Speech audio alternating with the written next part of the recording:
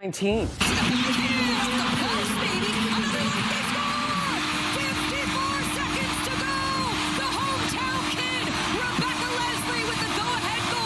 The Ottawa Charge keep their Walter Cup hopes alive, forcing a Game 4 against Montreal. More than 19,000 people have signed a parliamentary petition calling for federal employees to work remotely 3 days a week. And why some education professionals say Ontario's e-learning program is at odds with its goals for reducing screen time in the classroom. Your Morning Ottawa starts right now.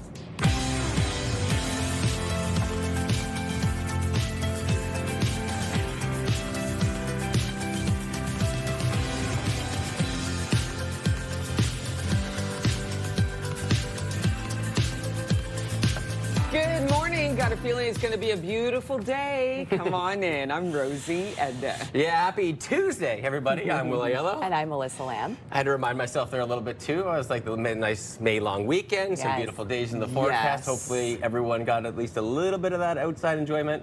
Little rest, too. Melissa, I know your voice is a little bit off today. And it's not from cheering. I wish it was from cheering loud and proud. Yes, my son came home with laryngitis. It seems like it's coming to get me next. So, you know, hopefully it lasts throughout the show, but we'll see. We will protect you regardless. There you go. All right, let's start with some good news for our newscast today, and it was a big night for fans of hockey. The Victoire looking to close out the PWHL finals, but Ottawa had some winning plans for Game 3. The Charge live to fight another game in the finals. The Charge scoring a pair of goals in the last 5.5 minutes of the game.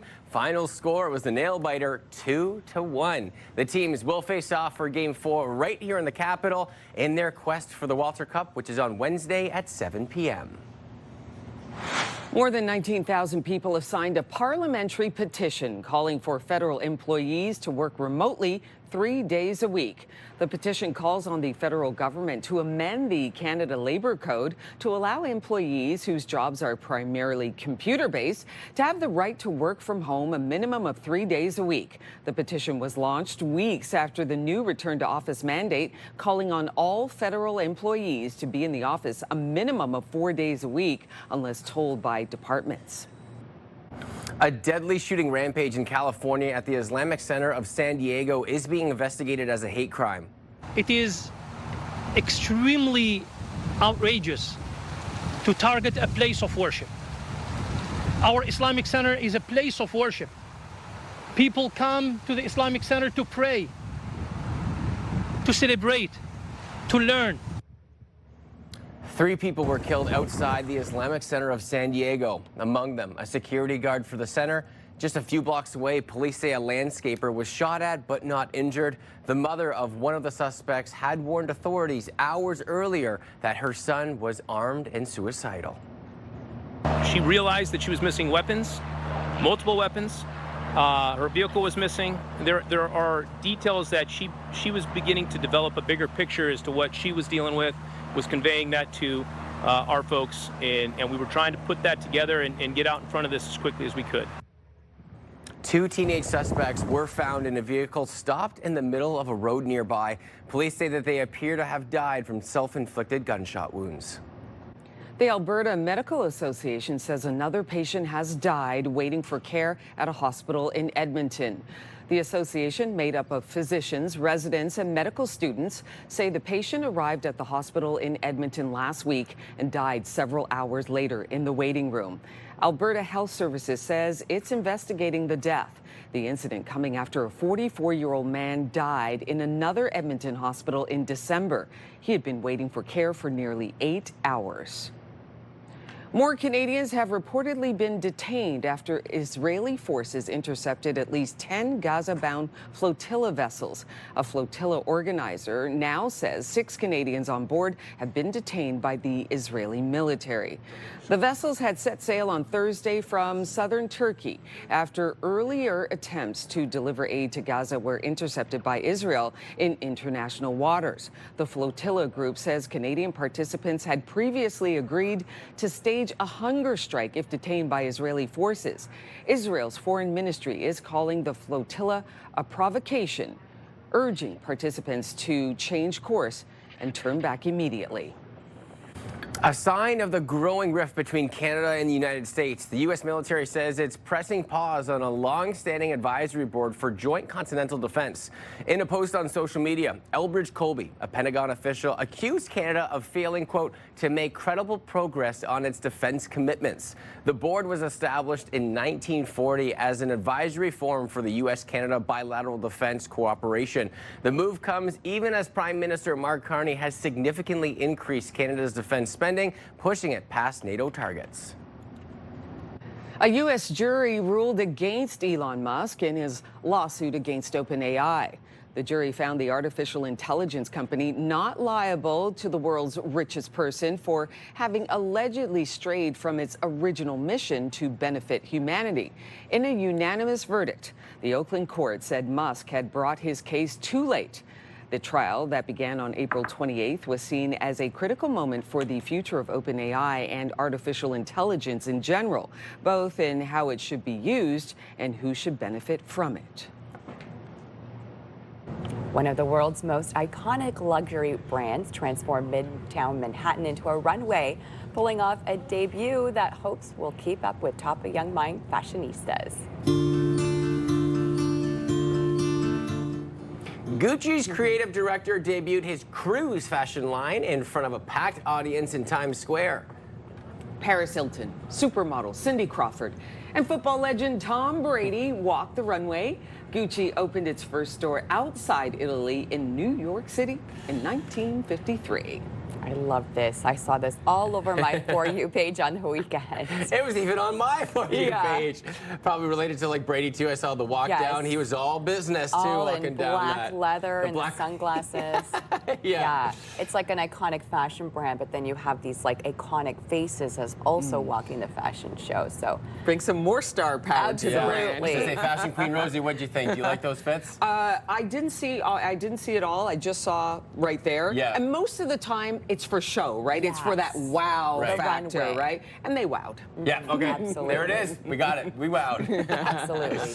Well, if you have Gucci sunglasses, you don't need them today. Of course, here we go. Oh, you need the Gucci umbrella if you have Oh, one. okay. Yes, Oh, I'm now sure. that's fancy. I'm sure they make it. I'm sure Yeah. somewhere someone does have a Gucci umbrella. Our forecast today, 30 degrees, not a lot of sunshine, but it will be above seasonal. It's already warm and sticky outside to start off your day. That sun setting now at 8:30 p.m. So temps this morning, it is mild to start off your morning. A lot of humidity out there. We're sitting at 19 degrees. Does feel closer to 22 this morning because of that humidity. So we're now feeling warmer in the morning. I can no longer say wind chill, which is great news. 17 degrees in Kingston, 19 in Trenton, 22 in Brockville, 21 in Cornwall. Not a lot of sunshine in the forecast for this morning. A little bit cloudy out there right now. Still some sunny breaks. For the most part, though, a cloudier day for us here on this Tuesday. And we are expecting kind of spotty showers off and on throughout the day ahead. So there's a 30% chance of seeing those scattered showers this morning. That will continue into the afternoon. Most of the rain, if we do get some today, will happen this evening. So there's a higher chance of seeing some rain late this evening into your overnight. Risk of thunderstorms in there as well. And that will continue early tomorrow morning before it clears up into the afternoon. And we do get to see more sunshine on the way as we head into Wednesday. So if you have umbrellas today, definitely bring it. It could get a little wet, but still it's going to be hot and sticky. So make sure you're drinking lots of water and, of course, lathering on that sunscreen because we have a warm day ahead.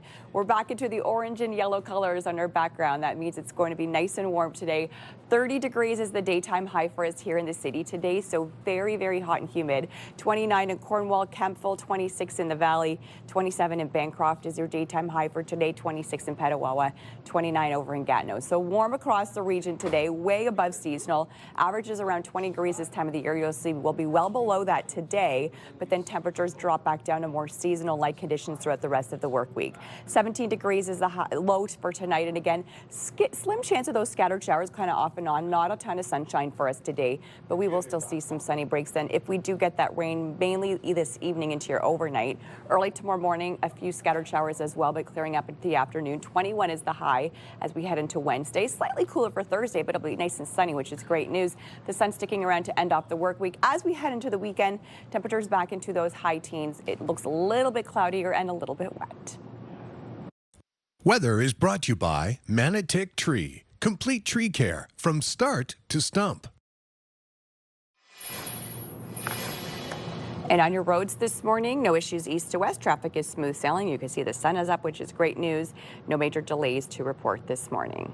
Now let's check out your TSN must-see moment.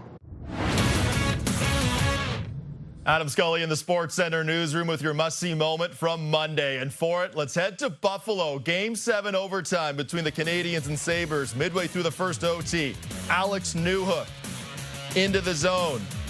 Shoots, scores, ends the series. His second Game 7 series-winning goal of the playoffs. A perfect shot just above the pad. The Canadiens moving on to face the Hurricanes in the Eastern Conference Final, while Newhook's Game 7 overtime winner. That is your must-see moment. Tonight on TSN, Game 1 of the NBA East Finals, the Cavaliers facing the Knicks. Coverage begins at 7 p.m. Eastern, 4 Pacific, with tip-off just after 8. That's all for now from the Sports Center newsroom. Have a great day.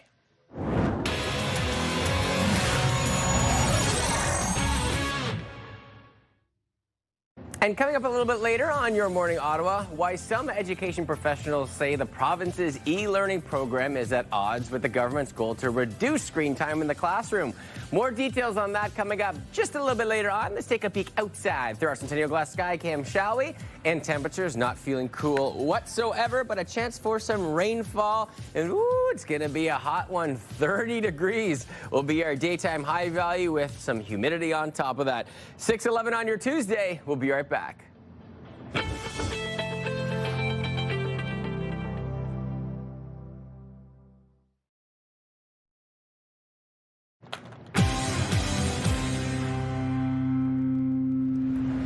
It is 6:14. Welcome back. Here are the big stories we are following today on Your Morning Ottawa. The Ottawa Charge keep their championship series alive with a win over Montreal, forcing game number 4. In another hockey news, the Montreal Canadiens advanced to the conference final after winning Game 7 in overtime. And 19,000 people have signed a parliamentary petition calling on the federal government to allow public servants to work from home 3 days a week. And now, a check on the forecast. Oh, it's going to be another toasty one this afternoon as daytime high values climb all the way up to 30. But of course, because of those daytime high values and the humidity, we have a chance for some showers, maybe some thunderstorms arriving throughout the late afternoon into the evening window. Get those umbrellas ready, and temperatures, will they stay warm like this the rest of the week? Melissa breaks it all down in the full forecast. Let's take a peek at your roads on your Tuesday morning. 6:15, everything smooth sailing and that sunshine currently poking through. Make sure we are staying hydrated through the day ahead. And it is contest time. We want you to wake up and win with CTV Your Morning and beancars.ca. We could potentially be paying your bills with a $20,000 giveaway. Think about all those bills. Just poof, gone with that 20 grand. Possibilities are endless. Today's code word, very fitting, it is dollar. So what you do, head to our contest page at ctvottawa.ca, or you can scan that QR code that you see on the left side of your screen. Enter today's code word dollar with all your information for your chance to win. This is the Your Morning $20,000 Pay Your Bills contest, brought to you by beancars.ca, Carleton Place. Good luck to all.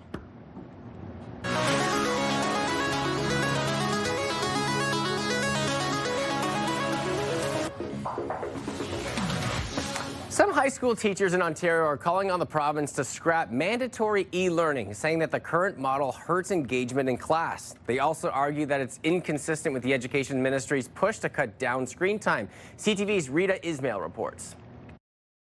The Ontario Secondary School Teachers Federation says the province is sending mixed messages to students and educators. The union says while the province continues to tighten cell phone rules in classrooms, it's also pushing students toward more screen-based learning. We're calling for the elimination of mandatory e-learning in Ontario high schools right now, while the minister is calling for possible social media bans or cell phone bans. He really needs to take a look at, is on-screen learning the best for students? And we don't believe that it is. OSSTF argues mandatory e-learning was introduced as a cost-saving measure, one that has led to larger class sizes and fewer supports for students. This is absolutely just a cost-saving measure for the government. It's not what is best for kids. The Federation says funding formulas allow significantly larger online classes compared to in-person learning. In-person classes are funded at 23 students per teacher, but virtual classes are only funded at 30 students per teacher. And that's baked into the funding formula. Whether students actually sign up for e-learning isn't actually part of the formula. For students, opinions are mixed when it comes to online learning. I do more work in in-person school, so if I was online, I probably wouldn't care as much. I was thinking about doing that next year. For 2 of my courses, I was going to do them at least like 1 in the morning so that I don't have to come to school as early and I can do them whenever I want in the day. Preferring class because it's like more hands-on. And teachers also say cell phone policies need to be applied more consistently across schools. It's absolutely true that cell phones are a distraction for students. Even if it's off and face down, it's still a distraction, I think the data would show. So certainly supportive of that, but there does need to be a more consistent rollout and more consistent support for teachers for implementing it. OSSTF says it will continue pushing the province for changes it believes better support student learning, both in classroom and at the bargaining table. Rita Ismail, CTV News. A city councillor in Calgary says a program that subsidized some services for low-income individuals should only be available to Canadian citizens. Let's check in with Bill Carroll from the Morning Rush on News Talk 580 CFRA to get his thoughts. Bill, what can you tell us about this? Well, on the surface, it seems fundamentally unfair, and I think people are going to be very angry about it. I think we need to think it through a little bit. It seems unfair because what this council member is suggesting for this program is that you have to be a Canadian citizen. Then he added, and maybe permanent residence. Normally in this country, we allow people access to the same services if they live here, whatever their immigration status is or refugee status is, because that seems like a fundamentally Canadian thing to do and probably in line with our Charter of Rights in most cases. Alberta's got a question coming up in their next election on the ballot about this kind of thing exactly. What they're suggesting is that if you're new to the country, that you have to wait a year to be eligible for certain social programs. Again, sounds fundamentally unfair. And then I remembered coming back to Canada, being a Canadian citizen, married to a born Canadian citizen, my children born in Canada. After 6 years living in another country, we came home, and guess what? We didn't have access to health care for 3 months. We had to wait 3 months. In the meantime, my kids did have to visit a doctor. We paid cash. And that was frustrating, but I understand that we're very specifically trying to stop people from coming to the country, using our health care, and then leaving. So under certain circumstances, the Alberta question does put a year timeline on it. Is that the right timeline? I'm not sure. But should it be automatic for everyone who comes to the country, whatever their immigration status, to use any social program? I think probably not. I think you want to show that you have some connection to Canada. And if you're applying for refugee status, for example, that you plan to stay here and pay taxes and not just take advantage of all of our social programs. So it sounds cruel, but if we're going to make changes, why can't snowbirds go to the U.S. for more than 6 months and still come home and use health care? They can't. They have to make sure that they don't spend more than 6 months out of the country. So that's a balancing act retired Canadians do all the time. So I don't think it's as mean as it sounds, I guess, is my point. Yeah, and Bill, this all comes because 25,000 new applicants since 2023 over the last 3 years, so they're seeing that bigger increase. So I'm sure it's not the last time we'll have this conversation, my friend.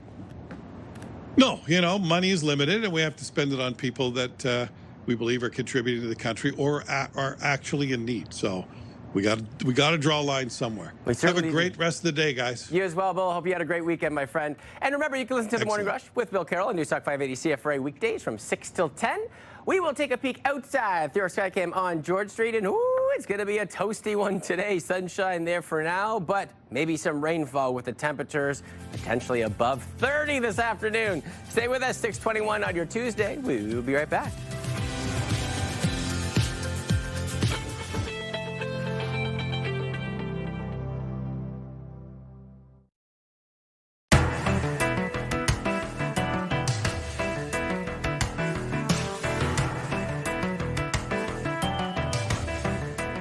Today on Your Morning Ottawa, we are asking for your comments on camping. Where is your favorite place to camp in the Ottawa region? Let us know your thoughts. Email us at yourmorningottawa@ctv.ca. Melissa, I'm looking at you. Oh, yes. We used to do a lot of camping as kids back in the day, and we used to camp along the Thousand Islands, which was always so beautiful.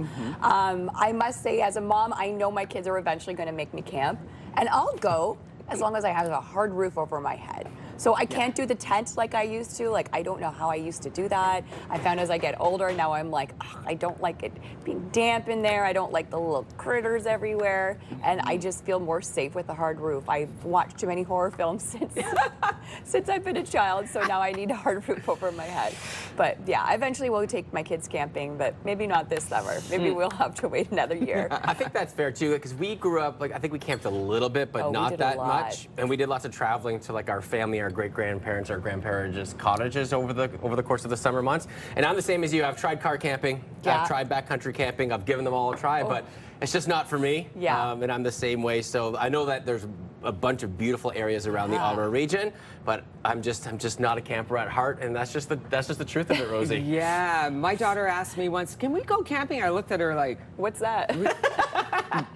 You talking to me? Are you kidding me? Like, if there's a way to camp, like real camping, without breaking these nails, I'm here to try it. But I don't think it's possible. I think, if you're really going to go out there and camp and rough it, it takes a little bit of heart. Back in the day, where I remember like a couple times it was pouring rain when we arrived at the campsite, and my mom would be like, "Everybody stay in the van," and my poor dad and my mom would be out there putting this tent together and like bringing us in this, like, it was wet, we had to stay in the tent, and it was beautiful. I have the most amazing memories from camping. But now I'm like, Mom and Dad, how did you do it? Okay, so clearly from the three of us, we need your help because we don't have any options. So we'll be hearing from you a little bit later on in the show. That's our question of the day today. We were asking, where's your favorite place to go camping in the region? Send us those comments, yourmorningottawa@ctv.ca. And coming up a little bit later on in the show, we hear from the folks at Cabela's Ottawa about what you need to know if you're planning your first camping trip of the season, or maybe one of our first camping trips of the decade. Stay with us. We'll be right back.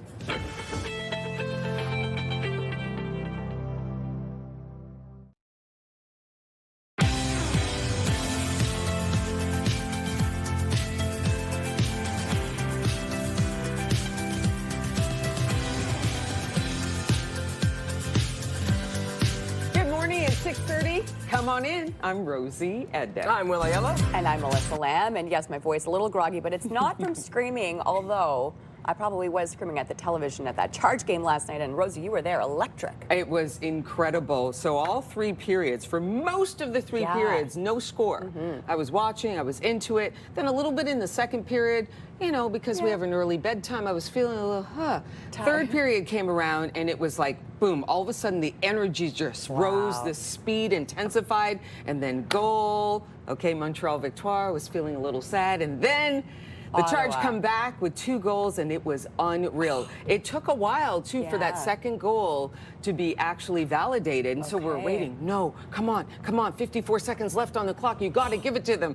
And they got it. It was unreal. And then the energy that the Victoire, they emptied the net. And the Victoire were like all charging, trying to get that goal to tie things up, but they didn't get it. And now, there you go. We're on the board. We got to win. Very exciting stuff. Awesome. That's right. So that's our lead story today. It was a big night for fans of hockey. The Victoire looking to close out the PWHL finals, but Ottawa, as Rosie stated, had other plans. The Charge live to fight another game in the finals.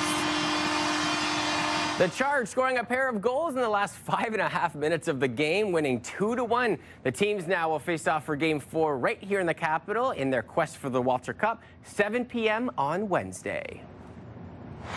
More than 19,000 people have signed a parliamentary petition calling for federal employees to work remotely 3 days a week. The petition calls on the federal government to amend the Canada Labour Code to allow employees whose jobs are primarily computer-based to have the right to work from home a minimum of 3 days a week. The petition was launched weeks after the new return to office mandate, calling on all federal employees to be in office for a minimum of 4 days a week unless told by departments. A deadly shooting rampage in California at the Islamic Center of San Diego is being investigated as a hate crime. It is extremely outrageous to target a place of worship. Our Islamic Center is a place of worship. People come to the Islamic Center to pray, to celebrate, to learn. 3 people were killed outside the Islamic Center of San Diego, among them a security guard for the center. Just a few blocks away, police say a landscaper was shot at but not injured. The mother of one of the suspects had warned authorities hours earlier that her son was armed and suicidal. She realized that she was missing weapons, multiple weapons. Her vehicle was missing. There are details that she was beginning to develop a bigger picture as to what she was dealing with, was conveying that to our folks, and we were trying to put that together and get out in front of this as quickly as we could. 2 teenage suspects were found in a vehicle stopped in the middle of a road nearby. Police say that they appear to have died from self-inflicted gunshot wounds. The U.S. is pulling out of a military board with Canada that has been around for more than 80 years. This board was started in 1940 as a forum on the bilateral defense cooperation, but now the U.S. Undersecretary of Defense says it's out, claiming Canada isn't making credible progress on its defense commitments. Canada spent $63.4 billion on defense in 2025, meeting its NATO spending target for the first time. The Alberta Medical Association says another patient has died while waiting for care at a hospital in Edmonton. The association, made up of physicians, residents, and medical students, says the patient arrived at a hospital in Edmonton last week and died several hours later in the waiting room. Alberta Health Services says it is investigating the death. The incident coming after a 44-year-old man died in another Edmonton hospital in December. He had been waiting for care for nearly 8 hours. More Canadians have reportedly been detained after Israeli forces intercepted at least 10 Gaza-bound flotilla vessels. A flotilla organizer now says 6 Canadians on board have been detained by the Israeli military. The vessels had set sail on Thursday from southern Turkey after earlier attempts to deliver aid to Gaza were intercepted by Israel in international waters. The flotilla group says Canadian participants had previously agreed to stage a hunger strike if detained by Israeli forces. Israel's foreign ministry calling the flotilla a provocation, urging participants to change course and turn back immediately. A U.S. jury ruled against Elon Musk in his lawsuit against OpenAI. The jury found the artificial intelligence company not liable to the world's richest person for having allegedly strayed from its original mission to benefit humanity. In a unanimous verdict, the Oakland court said Musk had brought his case too late. The trial that began on April 28th was seen as a critical moment for the future of OpenAI and artificial intelligence in general, both in how it should be used and who should benefit from it. It's called the Ocean Dream, and you may need to start strengthening your wrist muscles just to wear it. Yeah, have you seen this right here? Wow. Oh my goodness. It is a rare blue-green diamond that just recently sold at an auction. Okay, so the 5.5-carat stone was extracted from a mine in Central Africa in the 1990s and sold for $23 million Canadian. The Smithsonian Institution has named it as one of the world's 8th rarest diamonds in the world. Stunning. Look at that rock. Oh, yeah. Regardless of whether you're like me and you have minimal knowledge on these diamond rings, you look at that and you're just like, your breath is kind of taken away about how beautiful that is. Look at that. I wonder how much it weighs as well, because it looks pretty heavy. I just think about the heart of the ocean from Titanic. I was like, it's got a little baby heart of the ocean in there. It does have a resemblance, does, absolutely. yeah. Well, our forecast today, it's going to be a hot and sticky one in the forecast. My goodness, the warm weather that we saw yesterday continuing throughout the day ahead. A little bit cloudy out there this morning into the afternoon, cloudy with scattered showers today, but it will be fairly sunny and warm throughout the entire week this week. Today, already very warm to start off our morning. We're sitting at 19 degrees. Getting to see a bit of that sunshine out there this hour, 18 in the Valley, 17 in Kingston, 19 in Trenton, 22 currently in Brockville. So we could see some spotty showers this morning, which could continue into the afternoon today. So there's a 30% chance of seeing some scattered showers. Cloudy skies, but still some sunshine on the way for us today, and very, very warm into the afternoon. Rain likely later on this evening. Overnight, we could even see a risk of a thunderstorm later on today as well. So from 6 o'clock onwards into our overnight, we could see thunderstorms on the way. Still a few scattered showers early tomorrow morning, but then it will clear up and we will get to see more sunshine as we head into Wednesday. And temperatures this week looking pretty good, but we will see a break from the heat and humidity that we will see today. So it's going to be hot and sticky this afternoon. 30 degrees is the daytime high. Will feel closer to 36 with that humid X. So very warm and sticky today. Make sure you're bringing lots of water with you wherever you're going. And of course, lathering on that sunscreen. We're trading in the cold weather gear for now nice warm weather gear, water and sunscreen. 27 in Bancroft, 28 in Trenton. Those areas could see a few scattered thunderstorms today as well. 28 for Kingston today, 26 out in the Valley, 29 in Gatineau. So warm, hot and sticky wherever you go today. It will be a warm day. Overnight tonight, temperatures staying quite mild, dropping to 17 degrees. 21 for tomorrow. Could see those scattered showers early in the morning, but clearing up into the afternoon. Sunny and still pretty warm for Thursday and through Friday, but slightly below seasonal. 17 degrees is the high for Thursday, warming up on Friday with a high of 21, and in through the weekend into the high teens, a little bit cloudier. We could see some scattered showers. Weather brought to you by Manotick Place Retirement Community, a community you can call home. And we're starting to see some delays now on the 417 eastbound between Moody Drive and the Transitway, where it starts to slow down. Riverside Drive eastbound is also heavy around Bank Street because of some construction. The good news is no collisions to report at this time. Traffic brought to you by Presler Injury Lawyers, 1-800-JUSTICE. CTV, Your Morning Ottawa wants you to check out all the action as Monster Spectacular 2026 roars into the Canadian Tire Centre on Saturday, May 23rd at 2 p.m. Monster Spectacular is the ultimate motorsports family show, mixing racing, showmanship, and an incredible fan experience into one amazing action-packed show. Head over to ctvottawa.ca now and enter to win a family 4-pack of tickets to Monster Spectacular 2026. And coming up next on Your Morning Ottawa, bidding farewell to the Late Show as Stephen Colbert gets ready to sign off for a final time later this week. That's coming up a little bit later on Your Morning Ottawa. We'll take a peek outside through our sky cam, and it's going to be a hot one. Temperatures already climbing up close to 20 degrees, up to 30 this afternoon, with a little bit of rainfall potentially into the evening window. 6:40 on your Tuesday. We'll be right back.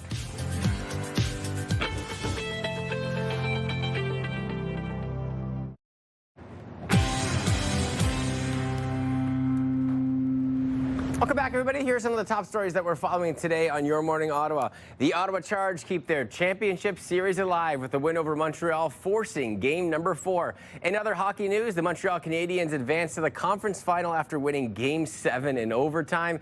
And 19,000 people have signed a parliamentary petition calling on the federal government to allow public servants to work from home for 3 days a week. Melissa, it was a very nice long weekend. What do we got over the next few days? The beautiful weather continues today. It will be a hot and sticky one for your Tuesday. 30 degrees is the high this afternoon. Will feel closer to 36 with that humidity. Not a lot of sunshine today, but we will still see some sunny breaks, chance of those scattered showers. Similar day for tomorrow, slightly cooler with a high of 21, then a break from the heat and humidity for Thursday, but nice and sunny and a high of 17. On your roads this hour, traffic is starting to build. If you're heading eastbound on the 417, there's a look at the slowdowns from the 416 split in through Woodruff. We're seeing some volume this hour, but the good news is we are collision free.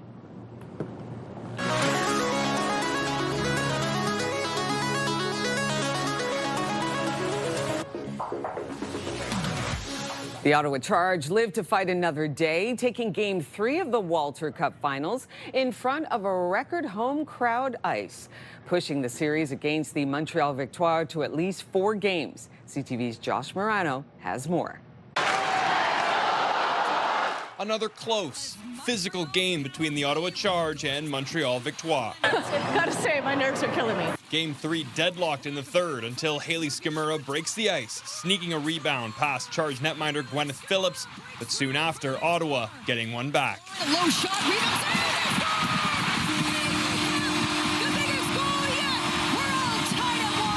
Peyton Kemp's first goal, bringing the nearly 17,000 fans to their feet inside the Canadian Tire Centre, and the girls weren't done there.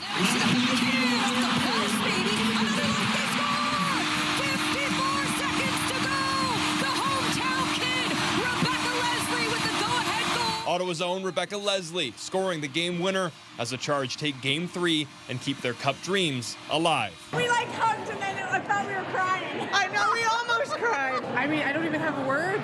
Oh, I feel like I was brought back to life, seriously. Following the contest, Leslie spoke about what the goal meant to her, especially on home ice. Growing up in Ottawa, I've always known that it's a hockey community, but to see the crowd come out every game, whether it was at TV Place or at CTC, it's just so special, and yeah, nothing kind of compares to how I felt in that moment. It was truly such an honor. You get in these moments where it's, you got to push back a little bit. Everyone's pulling for everyone to do well, and that's a special feeling. The crowd setting a new PWHL record, something the players say helped them to secure the win. Just seeing all the flashlights and the arena completely filled, it's really a dream come true and so special, and I think we have the best fans in the league. It was just electric in there. I couldn't believe it. And it always is, and it's going to be more electric on Wednesday. The Charge now trailing the series 2-1. Game 4 takes place at the Canadian Tire Centre on Wednesday. Josh Morano, CTV News.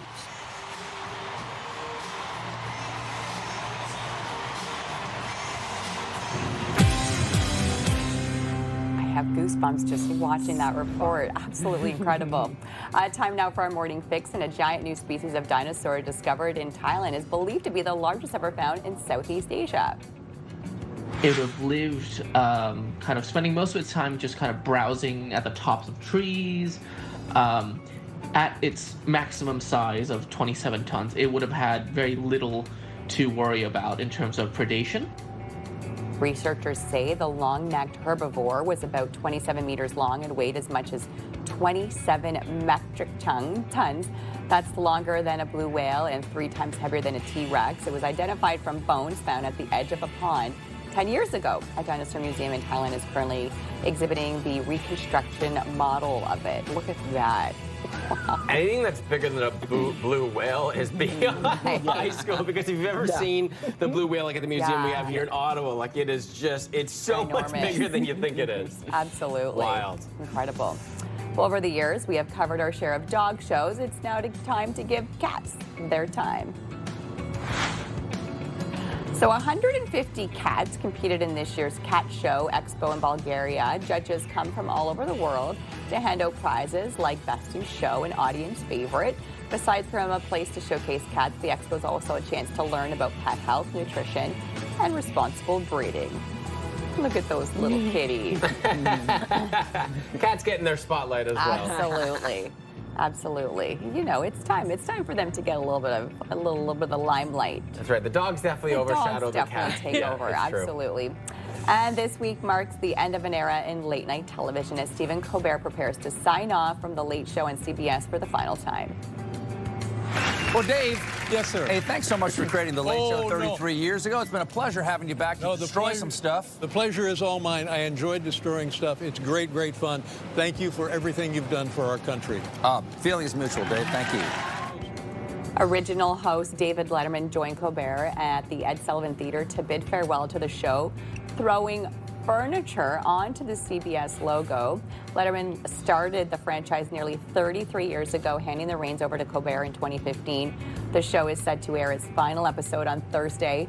CBS announced the cancellation last summer, citing financial reasons. However, many have questioned the timing, as it came just days after Colbert, a frequent Trump critic, called out CBS parent company Paramount amidst the then pending merger with Skydance. And I find it interesting too, where it's going to be allowed to show them throwing it onto the CBS logo, airing on CBS. It's just that's probably the last thing they're like, okay, this is all you get. But I just want to know what he really has to say on that final monologue on that last show, right? Is he going to spill the beans, or is he going to keep it cordial? We're just going to have to wait and see. And I wonder for him what that day will be like the day after, when he wakes up and no more show. Yeah. Which he's been doing for well over decades. A decade. I feel like because of his talent and what he's done, he's probably cooking up something to maybe do something, because he's so young too to continue on. But yeah, I'm very curious to see what happens on that show. Definitely not the end of him. That's for No, not by a long shot. Here's a live look from our sky cam on George Street. It's going to be a hot one today. We're already at 19 degrees. 6:50, you're watching Your Morning Ottawa. We'll be right back.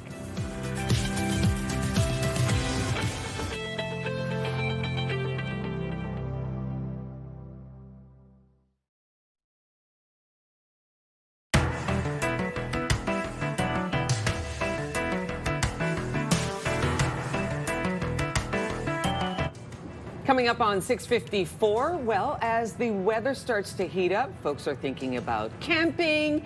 And so we have a question for you. Where's your favorite place to camp? That's our question of the day, and we got a conversation going. Yeah, thank goodness, because the three of us were kind of useless on this category. Beverly says, my happy place is Algonquin Park. My hubby and I go backcountry camping. No technology. Whoa. Just you and nature, and I can 100% agree with that because that is the best vibe. Oh, wow. We'll take your word for it. Randy says my favorite. I just don't think I'm ever going to venture out backcountry. I can't even do the tent. I don't think the backcountry is for me. I think my brain goes into really scary places. Randy says my favorites are the parks of the St. Lawrence. There you go. Richard says, I love Voyageur Provincial Park, close to the Quebec border. It has Ottawa River services, a small store, security, and showers. Oh, now we're talking. All right, Susan says, as a teenager in the Girl Guide program, I was one of 17 girls from across Canada in the Wilderness Horseback Adventure in the Williams Lake area of BC. Rode horses all day, set up new camp every night in tents, created lifelong pen pals. Oh, wow. And that's the best. I was a beaver myself as a kid, so that's when I did do some camping. What a wonderful program. Kevin says, I love McGowan Lake Campground. My dog even gets excited to go when she sees the cooler. Oh, that's exciting. You know, usually dogs, when they see the luggage, they get freaked out, but the cooler, they get excited because they know they're going camping. That is really cute. The dogs always know. That's so much fun. Why don't we keep this conversation going? We are asking, where's your favorite spot to go camping? Send us your comments, Your Morning Ottawa at ctv.ca. All right, in sports news, the wait is over. Ottawa Redblacks football is back with kickoff right here in the capital, and we want you at the home opener to take in all the action. We have your chance to win a pair of north side seats to see your Ottawa Redblacks take on the Edmonton Elks on June 6th. Plus, you'll also score a Redblacks jersey. Head over to ctvottawa.ca right now and enter for your chance to win your way to that Redblacks home opener. Can't wait for that. And here's a live look through our Centennial Glass Sky Cam. Overcast day, and it's going to be warm. We're already at 19. 6:56. We'll be right back.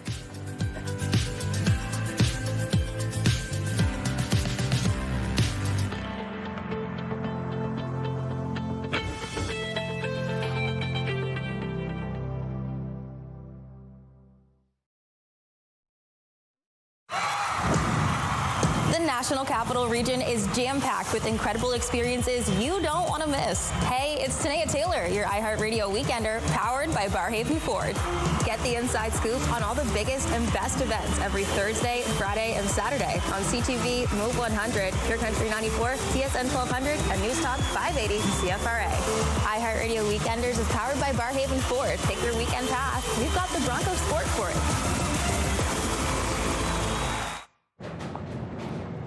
It's Tuesday, May 19th.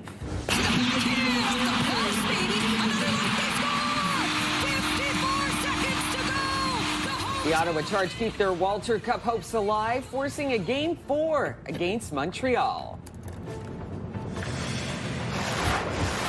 More than 19,000 people have signed a parliamentary petition calling for federal employees to work remotely for 3 days a week. And we're celebrating the great outdoors this week, starting with the crash course on what you'll need to go camping.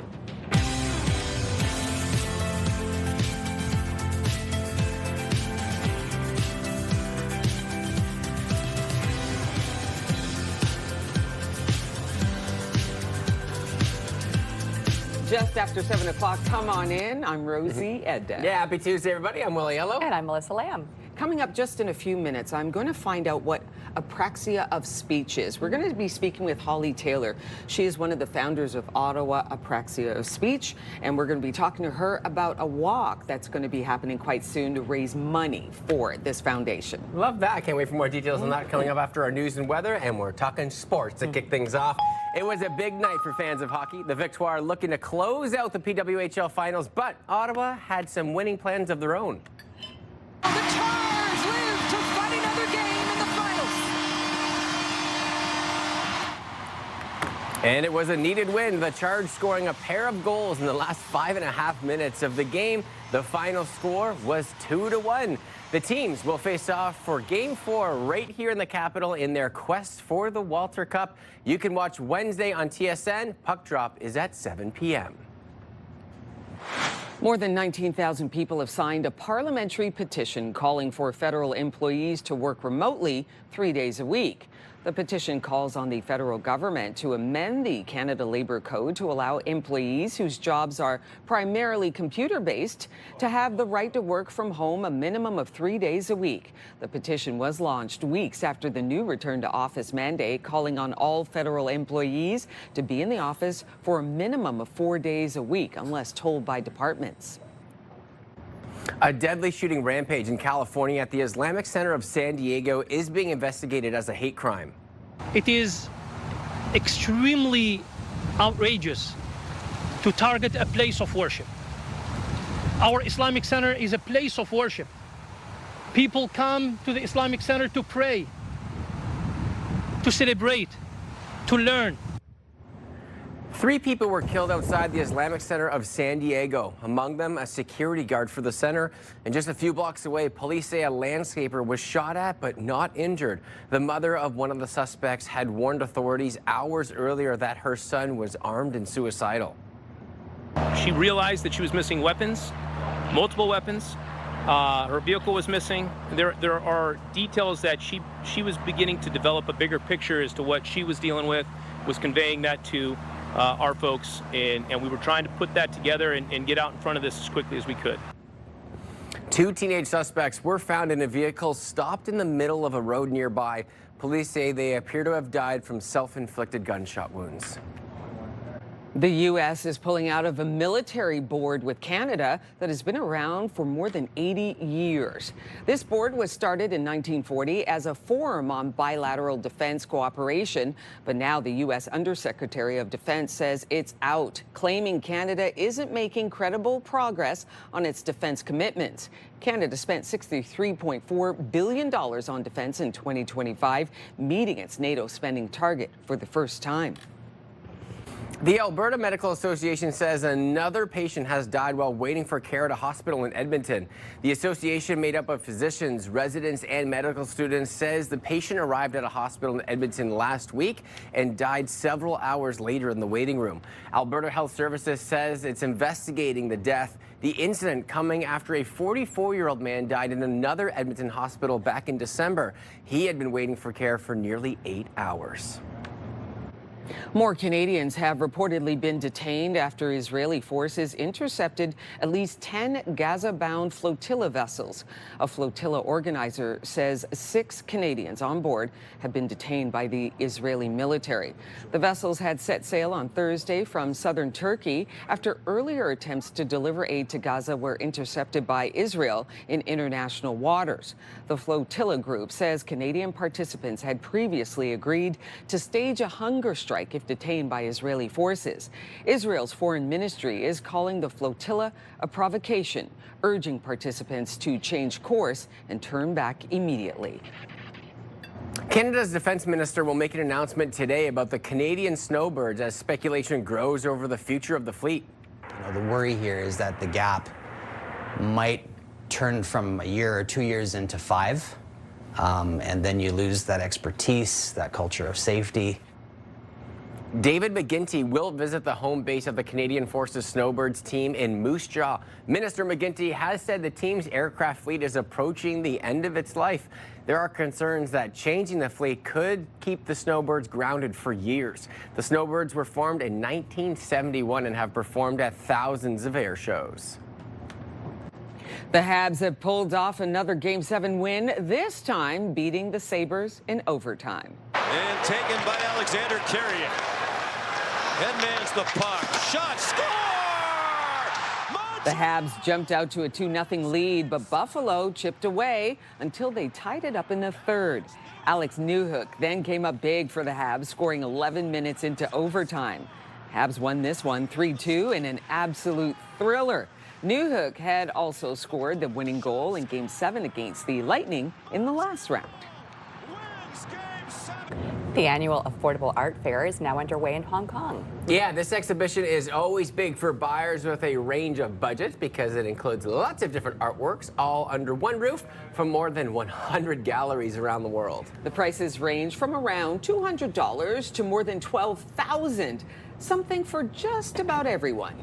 Beautiful pieces, too. And don't forget, you can also, the Ottawa Art Gallery has an auction going on right now. You can bid on artwork from local artists. That's going on right now, and then the bidding ends, I think it's on May 21st. So, and there's a wide range of prices there as well. There you go. And I was nice there plug last for week. Love that. Local artists, right? I was there last week, and such beautiful pieces. And like you mentioned, all different age categories as well. Some very new artists, but then some very established artists. Nice. So a little bit of something for everyone, which was nice. And we do have your weather picture of the day today.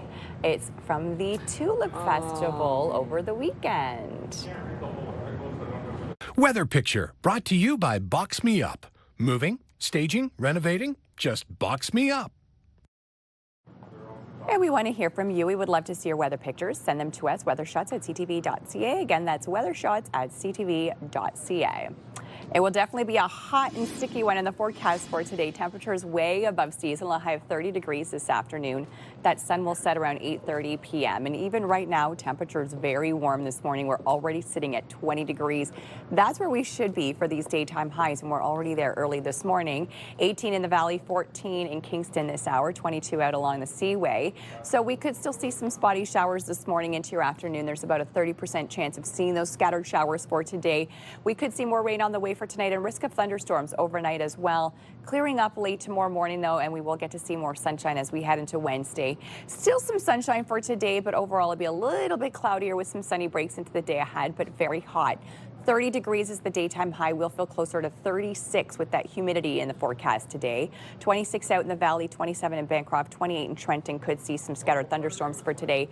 29 out in Brockville into your afternoon. Same with in Gatineau, 24 in Mont-Tremblant. So over the next couple of days, we're definitely going to see temperatures all over the place, but more on the warm side than the cool side. 30 is the high for today. We'll feel closer to 36 even tonight, staying quite humid, dropping to 17. 21 for your high tomorrow. A bit of rain in the morning, but clearing up into the afternoon. Then nice and sunny, but a break from the heat and humidity as we head into Thursday. Still warm with a high of 17. 21 on Friday. Then in the weekend forecast, temps in those high teens. Again, a bit of a break from the heat and humidity as we head into Saturday. 7-day weather forecast brought to you by Davidson Hearing Aid Centers, celebrating over 80 years in family business. Here's a look at your roads this morning on your drive-in, and still no major issues to report. If you are heading out there on the drive-in this morning, we do have some delays. They're starting to around the 417 eastbound between Moody and Woodruff. Then the westbound, we are also seeing delays 417 between Maitland and Pinecrest, and the 174 between Montreal Road and 417 if you're heading westbound. Rosie.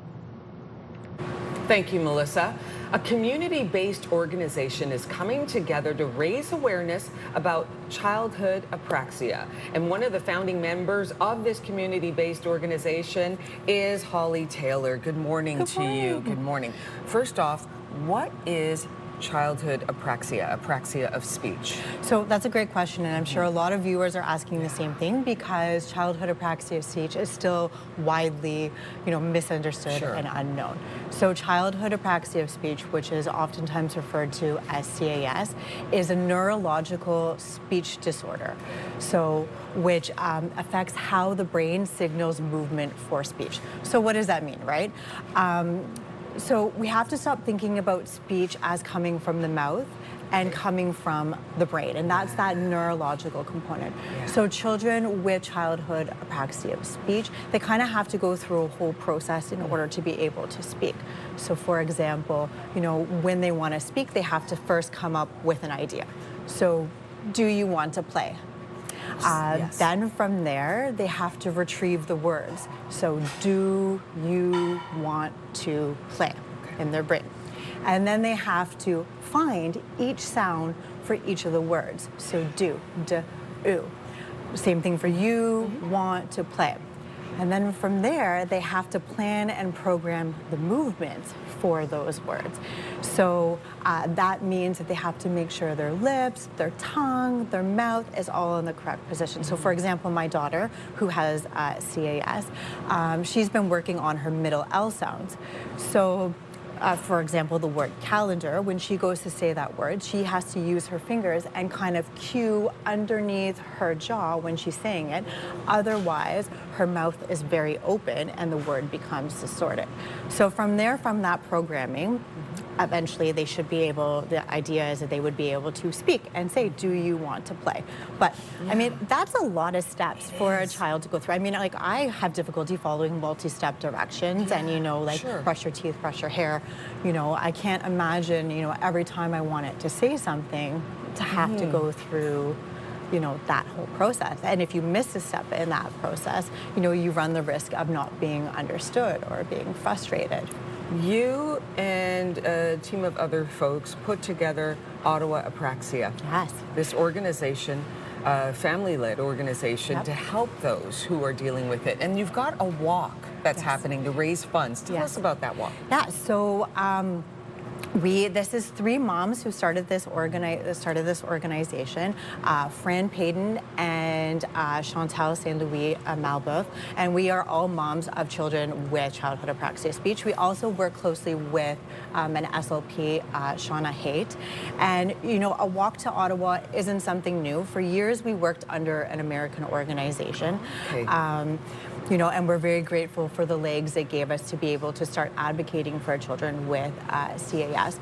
But, after years of doing this, we recognize the need to keep things local, to keep funds local so that we can start beginning to pursue our own initiatives and, really reach, our local CAS community. And so, we're so proud to have done this and, even though, like I was saying to you before, I haven't slept in 6 months. Yes, but, you were saying we're that. so proud, and we're really excited about to showcase what Ottawa Apraxia is all about this weekend. Okay, so it's happening this weekend. This weekend. Any little bit more details on that? Yeah, so this Saturday. Yes. Okay, May 23rd at 9 o'clock at Andrew Hayden Park, we are having Ottawa Apraxia is hosting our 2026 Walk for Talk, which is a fundraiser, but it's more than a fundraiser. It's an event that's really going to bring awareness to CAS, to bring together the community, and most importantly, to celebrate our capital champions, who are our little CAS kiddos that work so hard on a daily basis. We don't have a lot of time left, Holly, but how is your daughter doing? How is therapy going with her apraxia? It's going well. I mean, you have to think with these kids, while other kids are outside playing, and might be enjoying extracurricular activities or different things like that, she's in speech therapy. Okay. And CAS is oftentimes not a standalone disorder. So many kids that have CAS also have an accompanying, possible disability or condition. So not only are they going to speech therapy, they're also maybe going to physio or different appointments. And that's the story of their life. And that's why this mission is so important to us, to bring awareness to all those kids and, really rally as a community to support them. May 23rd, Andrew Hayden Park. Holly, thank you so much. Thank you so much, Rosie. Have a great day. You too. Thank you. Take good care and get a little sleep. Just a little bit of sleep. I'm going to try. A little sleep. Will, over to you. Great conversation. Thanks, Rosie. Well, still to come on the show, it's a different kind of farm built around community, shared work, shared learning, and shared harvest. The co-owners of Thunder Gardens are standing by in the Your Morning Ottawa Lazy Boy Lounge. Can't wait for that conversation coming up right after the break. Stay with us, friends. We'll be right back.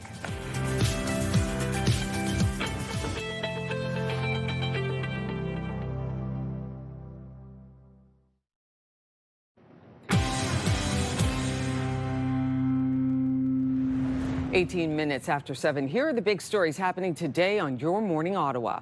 The Ottawa Charge keep their championship series alive with a win over Montreal, forcing Game 4.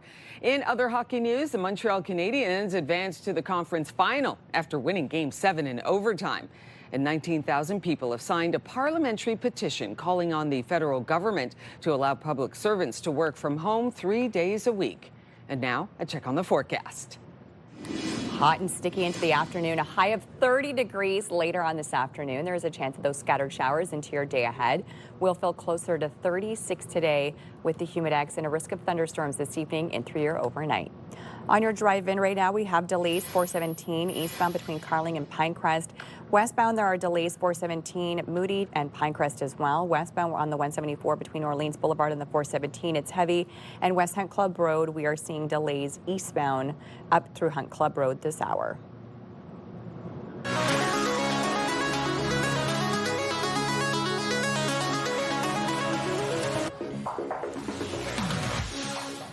The Ottawa Charge live to fight another day, taking Game 3 of the Walter Cup Finals in front of a record home crowd, pushing the series against the Montreal Victoire to at least Game 4. CTV's Josh Morano has more. Another close, physical game between the Ottawa Charge and Montreal Victoire. Gotta say, my nerves are killing me. Game 3 deadlocked in the third until Hayley Skimura breaks the ice, sneaking a rebound past Charge netminder Gwyneth Phillips, but soon after, Ottawa getting one back. A low shot, the biggest goal yet. We're all tied at 1. Peyton Kemp's first goal bringing the nearly 17,000 fans to their feet inside the Canadian Tire Centre, and the girls weren't done there.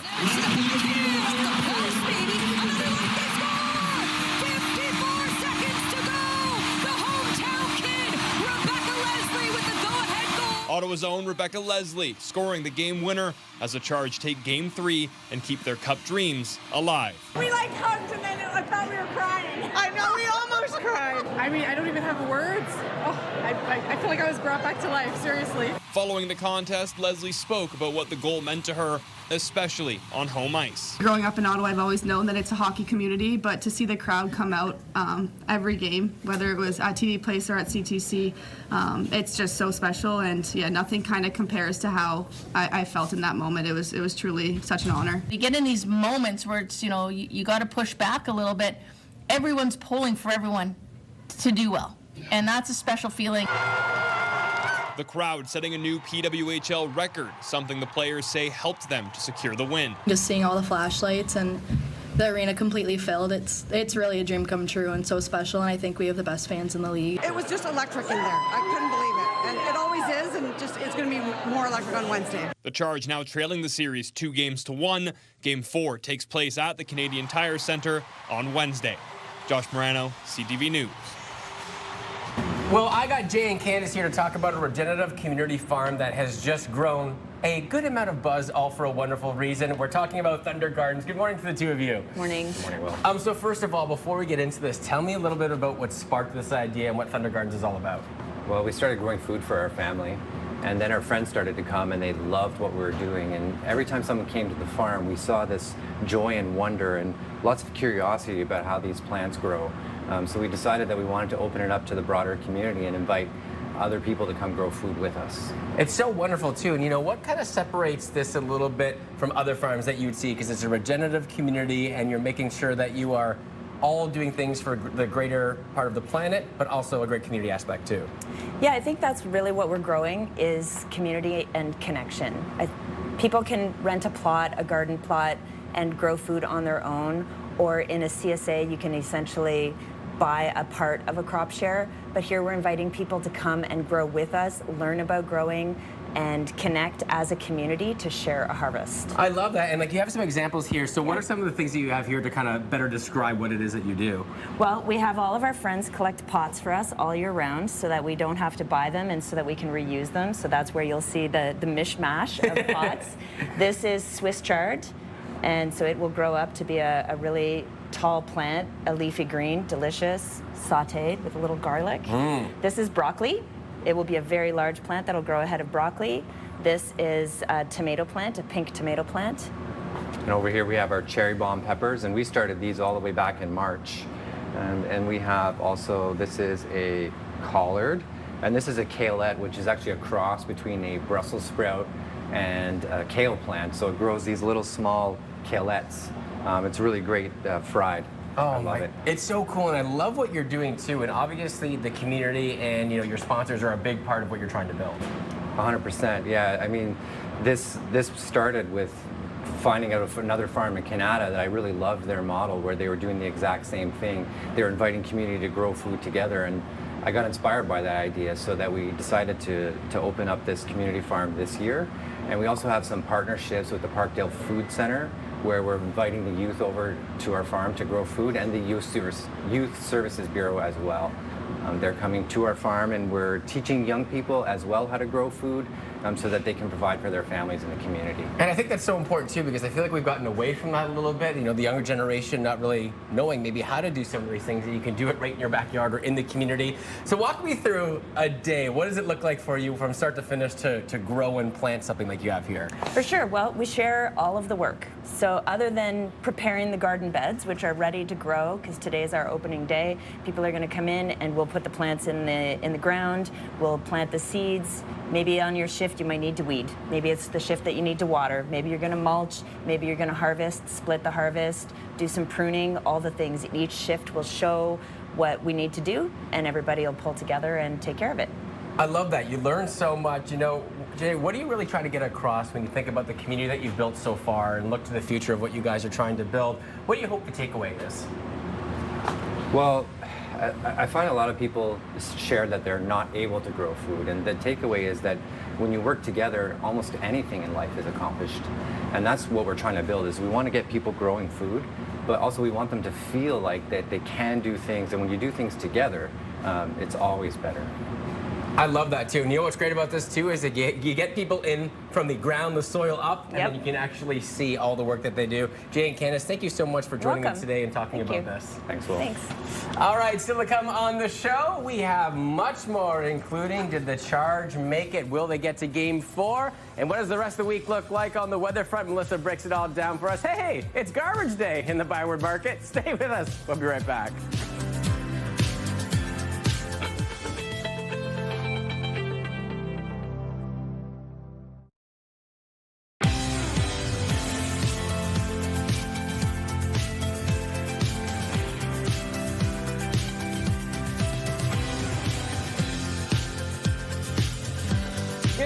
To you coming up on 7:30. Come on in. I'm Rosie Edda. Happy Tuesday, everybody. I'm Will Aiello. And I'm Melissa Lamb. I know it's hard. It's always confusing. I'm like, is it Monday, Tuesday? What day is it?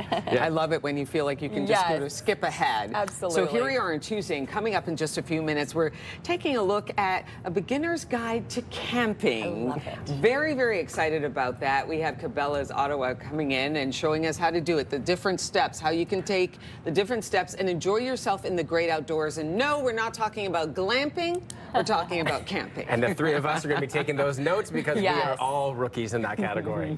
All right, let's get to our news headlines, and we're talking sports to kick things off. It was a big night for fans of hockey. The Victoire looking to close out the PWHL finals, but Ottawa had winning plans for Game 3. The Charge live to fight another game in the finals. The Charge scoring a pair of goals in the last 5.5 minutes of the game, with the final score being 2-1. The teams will face off for Game 4 right here in the capital in their quest for the Walter Cup. On Wednesday, the game starts at 7 p.m. and you can watch that on TSN. A petition calling for federally regulated workers to work from home 3 days a week now has almost 20,000 signatures. The petition was filed on March 17th. It has since gathered about 19,300 signatures. It's sponsored by Liberal MP James Maloney. The petition calls for people whose jobs are mostly computer-based to work remotely at least 3 days a week starting July 6th. Most federal workers are going to need to be in office at least 4 days a week. Several Canadians aboard a fleet of ships headed to Gaza have now been detained by Israel. We're all really nervous. We see reports that more and more boats are being captured.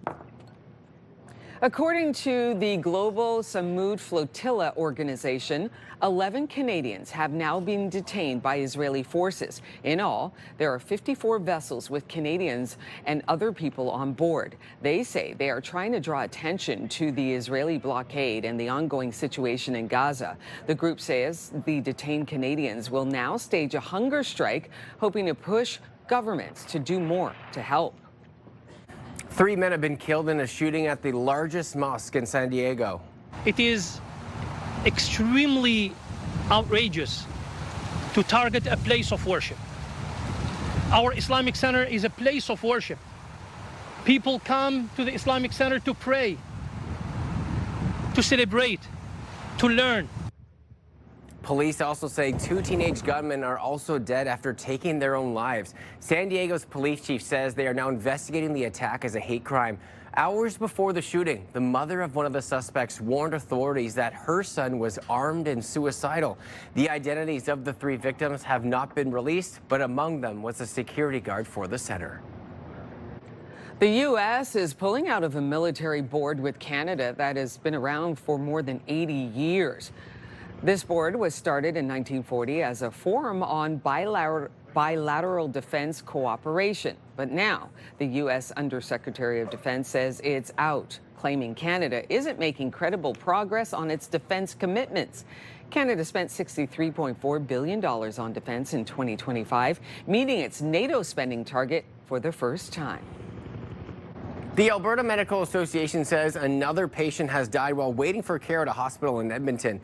The association, made up of physicians, residents, and medical students, says that the patient arrived at a hospital in Edmonton last week and died several hours later in the waiting room. Alberta Health Services says that it's investigating the death. The incident coming after a 44-year-old man died in another Edmonton hospital back in December. He had been waiting for care for nearly 8 hours. Canada's defense minister will make an announcement today about the Canadian snowbirds as speculation grows over the future of the fleet. The worry here is that the gap might turn from a year or 2 years into 5, and then you lose that expertise, that culture of safety. David McGuinty will visit the home base of the Canadian Forces Snowbirds team in Moose Jaw. Minister McGuinty has said the team's aircraft fleet is approaching the end of its life. There are concerns that changing the fleet could keep the Snowbirds grounded for years. The Snowbirds were formed back in 1971 and have performed at thousands of air shows. The Habs have pulled off another Game 7 win, this time beating the Sabres in overtime. And taken by Alexander Carrier. Headmans the puck. Shot. Score! Montreal! The Habs jumped out to a 2-0 lead, but Buffalo chipped away until they tied it up in the third. Alex Newhook then came up big for the Habs, scoring 11 minutes into OT. The Habs won this one 3-2 in an absolute thriller. Newhook had also scored the winning goal in Game 7 against the Lightning in the last round.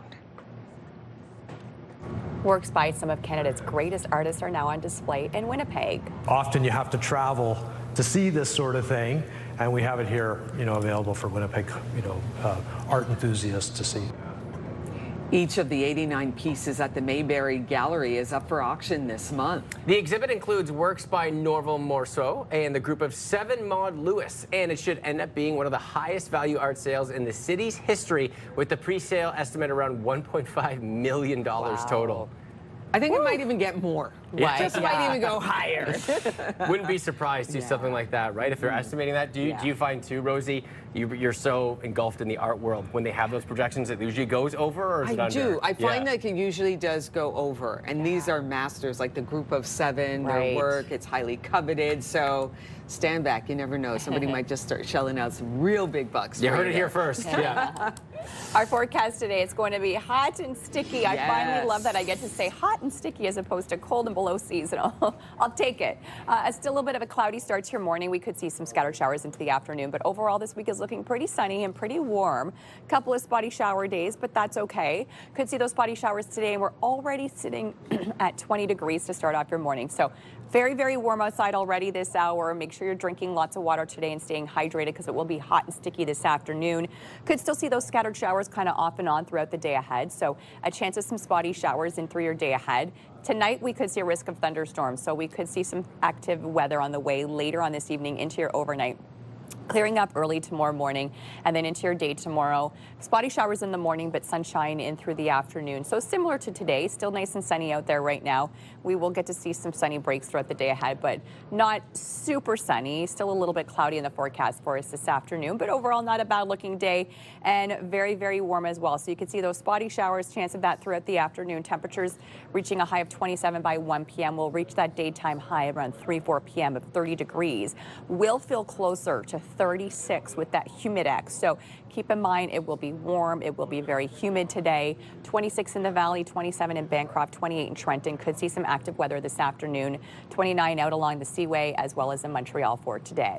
Over the next couple of days, temperatures very warm. A couple of breaks from the humidity though. 17 is the low for tonight. Very average tomorrow, high of 21. Then cooling off a little bit for Thursday with a high of 17.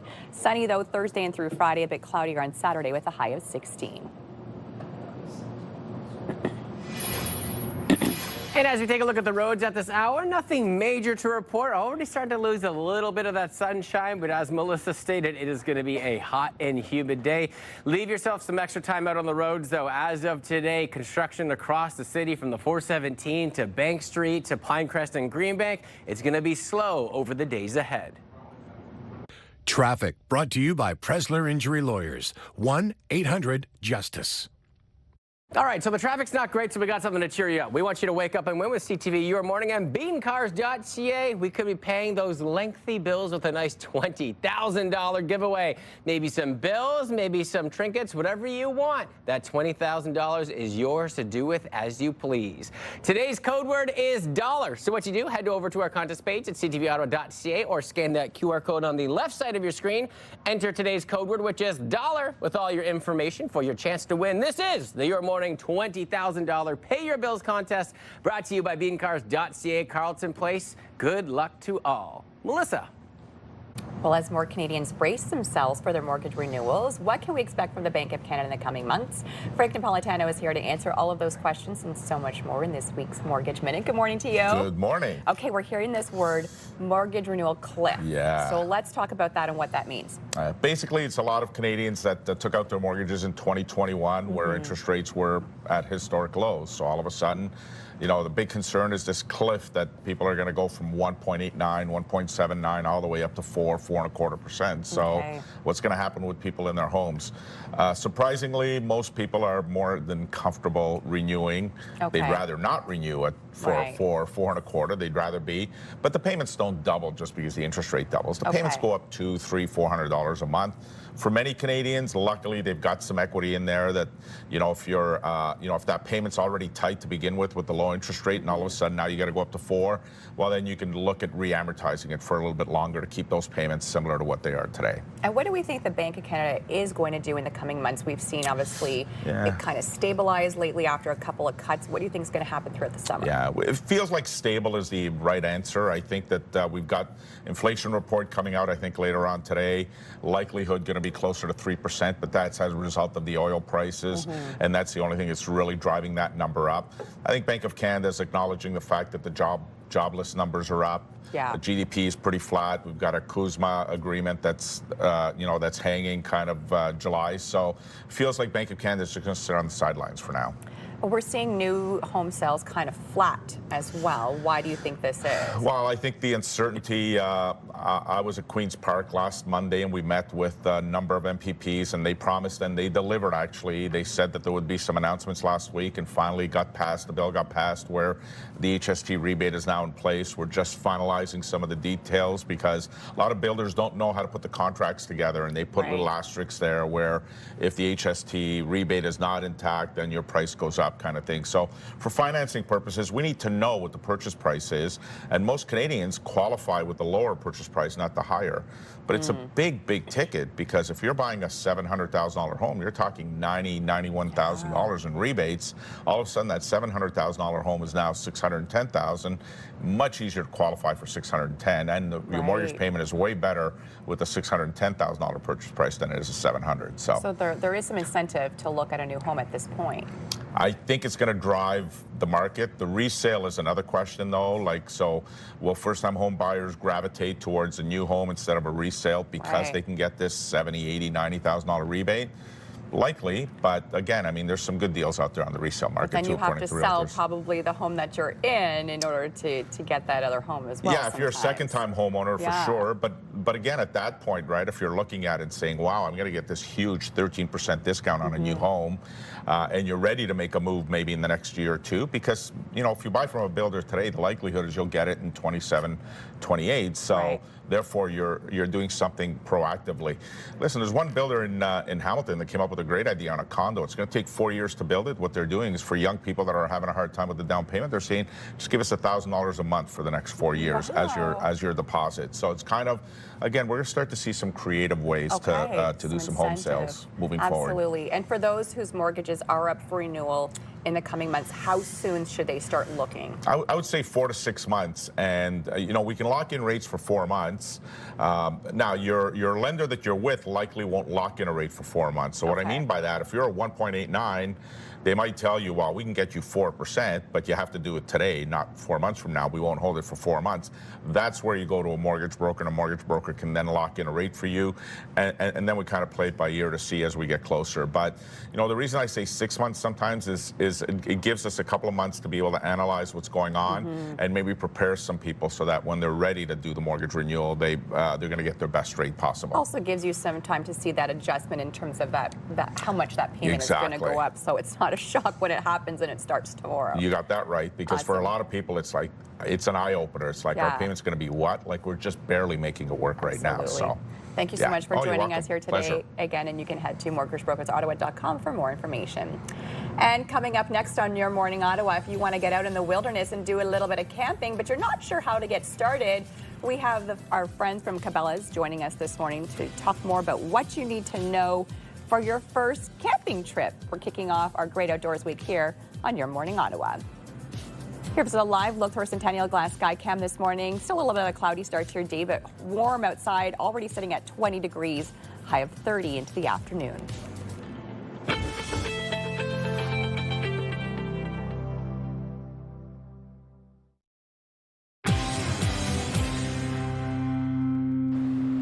Welcome back. We are kicking off Great Outdoors Week with our friends from Cabela's here in Ottawa. We've got Herman Schlegel here. He has brought a plethora of items to show us how to go camping if it is your first time and do it successfully. Herman, good morning to you. Good morning. Good morning. Where should we start? We could start with our sleeping system. Okay. So I brought a sleeping pad, a couple of sleeping bags. This right here? Yeah, okay. that's a sleeping pad. That's a right sleeping there. pad. There's a pillow down there. Okay, so you can put that on the ground, right? Absolutely. Like on the ground. You want to be off the ground to keep you nice and warm. There you go. Okay, and then you got the sleeping bags. What you have here? You would go into a sleeping bag. There's two different shapes. That's kind of a mummy shape. And so it's tapered down here. Okay. A little more efficient when it comes to your heat distribution. So that one's better. Okay, and then this one is just rectangle, right? Rectangular. A little more room, but you have to keep that room warm. You have to heat it up. So not as efficient, a little more comfortable, I would say. Oh, I get it, I get it. So that mummy shape is a little bit more efficient in keeping the heat in. Absolutely. Because it tapers at the bottom. Okay. Very important on top of this, if you feel cold, wear a toque, wear a beanie. That's where most of the heat goes off your body. So cover your head, because when you're camping, even if it's, let's say, 30 degrees today, we're expecting 30 degrees, but if you're out in Algonquin Park, it may not be that warm. Is that correct? No, it may not be that warm. You might be exhausted. You might be real tired. Yes. You might not have enough food in your body, so that makes you even more. You need a little more heat. Okay, got it. So general. put the toque on. Okay, what else we got here? We got some water purification systems here. So this would be tablets that go and you put in the water just to have clean water. Are you saying like you go in the lake, scoop up the water in a flask, and then you put that in? Absolutely. And then the water is clean? It is drinkable, yes. It's absolutely. drinkable. It's drinkable. So this would be something else that's called a life straw. There's some charcoal in there, so you just basically put it in water. You can drink through that just in an emergency. That's another way to, to make the water drinkable. Yeah. Okay. Fire, you need to be able to start a fire. going right into cooking. Mm-hmm. You can cook on open fire. We have all kinds of griddles for open fire. We have all the dishware. We have freeze-dried food. We have cookers, boilers. So freeze-dry food, you take it, put it in water, Yeah. is that it? And then boom, it Hot water, expands, hot exactly. water, Yeah. and there you go. You got yourself a Yeah. meal. There is Okay. sweet stuff. There is savory stuff. Oh, I like the sweet stuff. Oh, look at that, you got pudding. What? Chocolate mudslide, I love that. That's great. So something for the sweet tooth Exactly. as well. Okay, so we went from sleeping to cooking. You got your fire. What else do you need? Definitely some tools would always be helpful. Of course. I would recommend a hatchet and a saw at least. You need some source of light. We have little lanterns. We have headlights, some paracord, some carabiners. Always good to have in many, many situations. Okay, and then you go from the freeze-dried to some snacks that you can Of carry. course. Yeah, you can bring So those around. very important to know, if Yeah. you bring somebody to camping the first time, you want to make it a good experience. Yeah. If you bring kids, make sure they have fun. Bring a couple of games. Yeah, bring, that's true. Bring snacks. Make Okay. sure they have fun and they're well fed, and they Okay. will come again. Okay, bring snacks. What other tips do you have? Just a quick tip for somebody who's going for the first time. What do they need to know to have fun? Don't overestimate yourself, and maybe don't just go camping. You know, attach your camping experience to some fishing, to some hiking, or to some hunting. Herman Slago from Cabela's, Ottawa, we thank you so much for coming by and taking us through the steps of going camping for the first time. Real deal camping, too. This is Okay. great. Thank you, Thank you Herman. very much. Thank you. Melissa. Coming up on Your Morning Ottawa, Canadian Blood Services have a big goal: fill every donation chair in this country. This summer, we will tell you why there's such a great need this time of the year.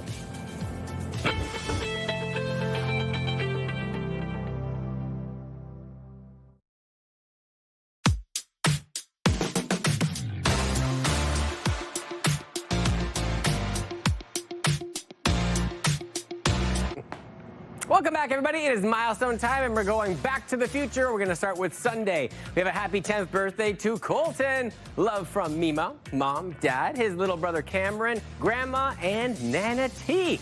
We got a happy 5th birthday to Aaron. Lots of love from your whole family. Looking good on that bike.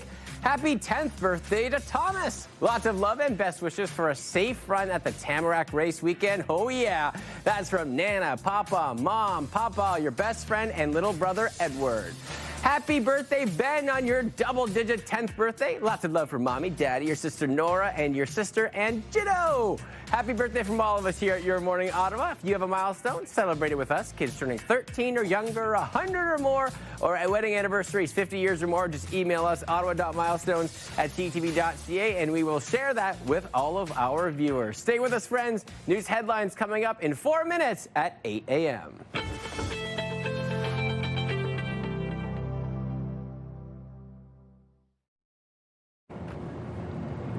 It's Tuesday, May 19th.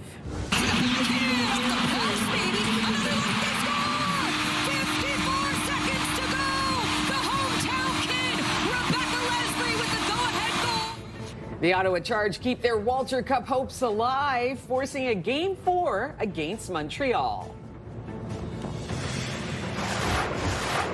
More than 19,000 people have signed a parliamentary petition calling for federal employees to work remotely 3 days a week. And an ambitious goal to fill every donor chair in Canada at the Canadian Blood Services. Your Morning Ottawa continues right now.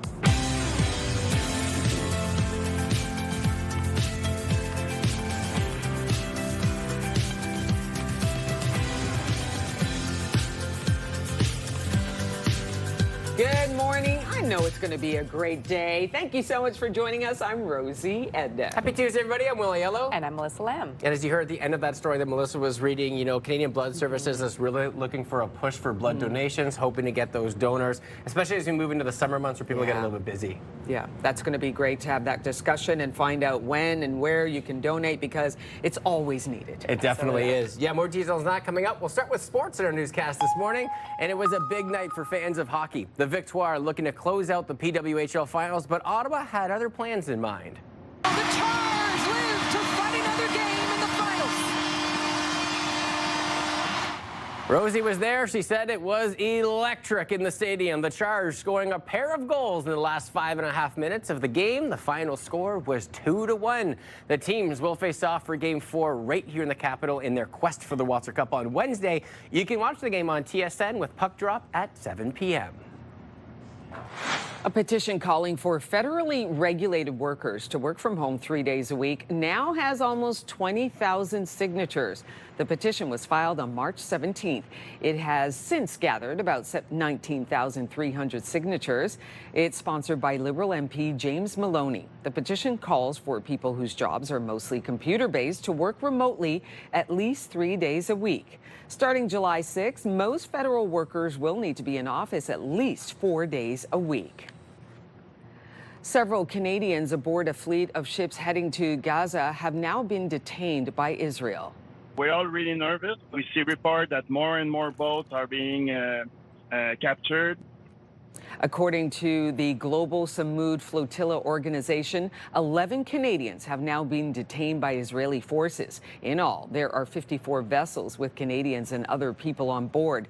They say they are trying to draw attention to the Israeli blockade and the ongoing situation in Gaza. The group says the detained Canadians will now stage a hunger strike, hoping to push governments to do more to help. 3 men have been killed in a shooting at the largest mosque in San Diego. It is extremely outrageous to target a place of worship. Our Islamic Center is a place of worship. People come to the Islamic Center to pray, to celebrate, to learn. Police also say 2 teenage gunmen are also dead after taking their own lives. San Diego's police chief says they are now investigating the attack as a hate crime. Hours before the shooting, the mother of one of the suspects warned authorities that her son was armed and suicidal. The identities of the 3 victims have not been released, but among them was a security guard for the center. The U.S. is pulling out of a military board with Canada that has been around for more than 80 years. This board was started in 1940 as a forum on bilateral defense cooperation. But now the U.S. Undersecretary of Defense says it's out, claiming Canada isn't making credible progress on its defense commitments. Canada spent $63.4 billion on defense in 2025, meeting its NATO spending target for the first time. The Alberta Medical Association says another patient has died while waiting for care at a hospital in Edmonton. The association, made up of physicians, residents, and medical students, says the patient arrived at a hospital in Edmonton last week and died several hours later in the waiting room. Alberta Health Services says it's investigating the death. The incident comes after a 44-year-old man died in another Edmonton hospital back in December. He had been waiting for care for nearly 8 hours. Canada's defense minister will make an announcement today about the Canadian snowbirds as speculation grows over the future of the fleet. The worry here is that the gap might turn from a year or 2 years into 5, and then you lose that expertise, that culture of safety. David McGuinty will visit the home base of the Canadian Forces Snowbirds team in Moose Jaw. Minister McGuinty has said the team's aircraft fleet is approaching the end of its life. There are concerns that changing the fleet could keep the Snowbirds grounded for years. The Snowbirds were formed back in 1971 and have performed at thousands of air shows. The Habs have pulled off another Game 7 win, this time beating the Sabres in overtime. And taken by Alexander Carrier. Headman's the puck. Shot. Score! The Habs jumped out to a 2-0 lead, but Buffalo chipped away until they tied it up in the third. Alex Newhook then came up big for the Habs, scoring 11 minutes into overtime. Habs won this one 3-2 in an absolute thriller. Newhook also had scored the winning goal in Game 7 against the Lightning in the last round. And happy birthday to the snow leopards at the Toronto Zoo. Yes, staff celebrated Minu and Zoya with an impressive cake. They both turned 2 last week, and their party was monster truck themed. The snow leopard species is currently listed as vulnerable in the wild, with poaching their threatening populations. Zoo staff say they are committed to supporting conservation efforts to help protect them. They are beautiful. Absolutely. And happy birthday from all of us. A little cake for the birthday, fitting.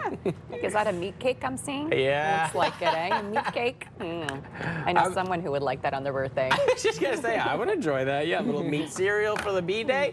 Nothing wrong with that. I feel like they might even enjoy it more than I, which is saying a lot. It looks like they were thoroughly enjoying the meat cake. It might be a good day to barbecue outside, so you don't have to turn the oven on inside and keep the heat outdoors instead of piling it inside, because it is hot and sticky out there today. Maybe a little ice cream? Oh, a little ice cream. Maybe a lot of ice cream? A lot of ice cream, popsicles, freezy, you name it. Something to cool you off today.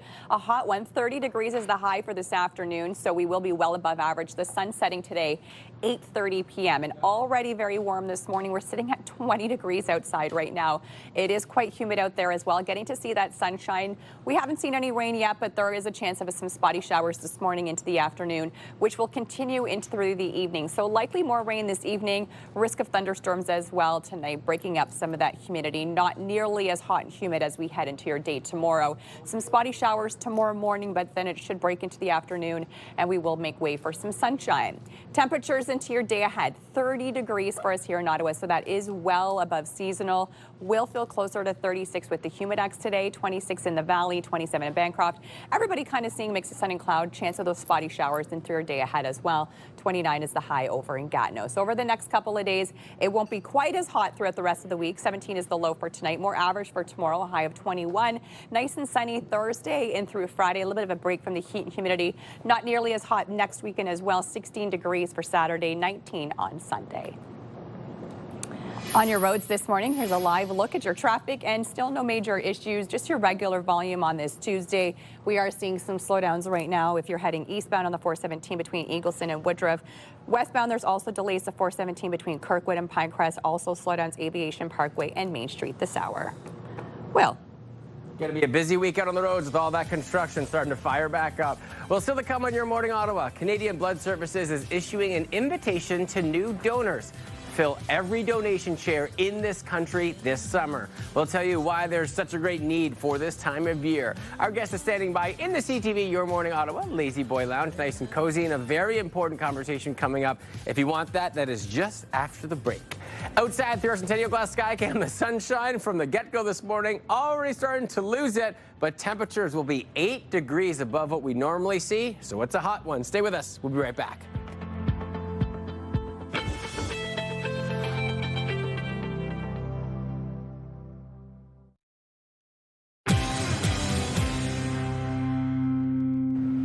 Welcome back, everybody. At a moment when many Canadians are looking for positive ways to show up for each other, Canadian Blood Services is issuing an invitation to fill donors.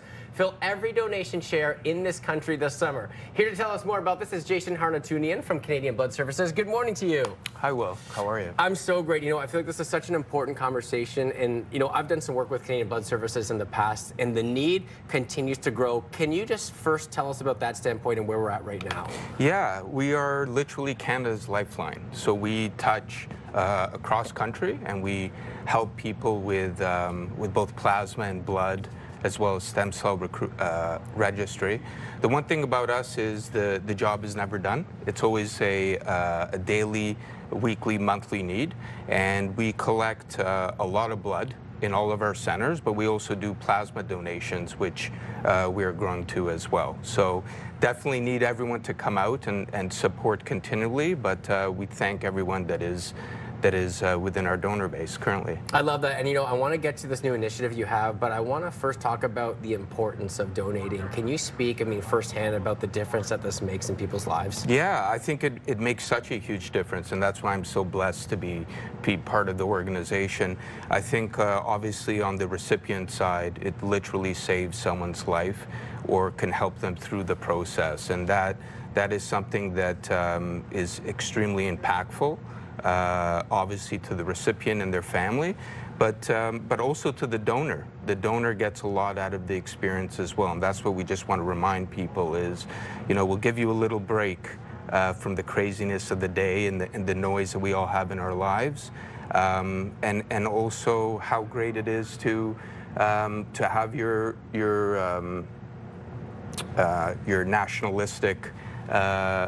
duty to go ahead and do that as well on the daily. But everyone just that I've spoken to comes into the centers and they get their moment of peace, but they also leave a little bit lighter and brighter and feeling better. Yeah, knowing what you're doing, you can take a little break for yourself, and knowing what you're doing could save a life in the future. Tell me about this new summer push you got going on.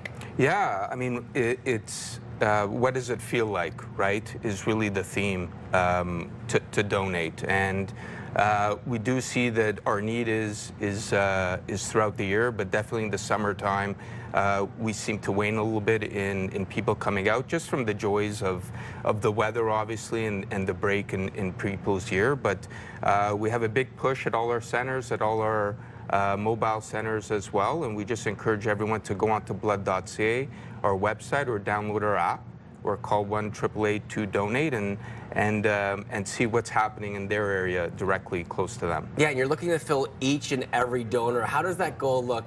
Is there a certain timeline you hope to achieve that, or are you just trying to get that message out so you can get to it as closely as possible? Well, I think in the long term, we're looking at getting 1 million new donors in 5 years. So that is an ambition of ours, and the only way we're going to get there is with everyone in Canada rallying around it.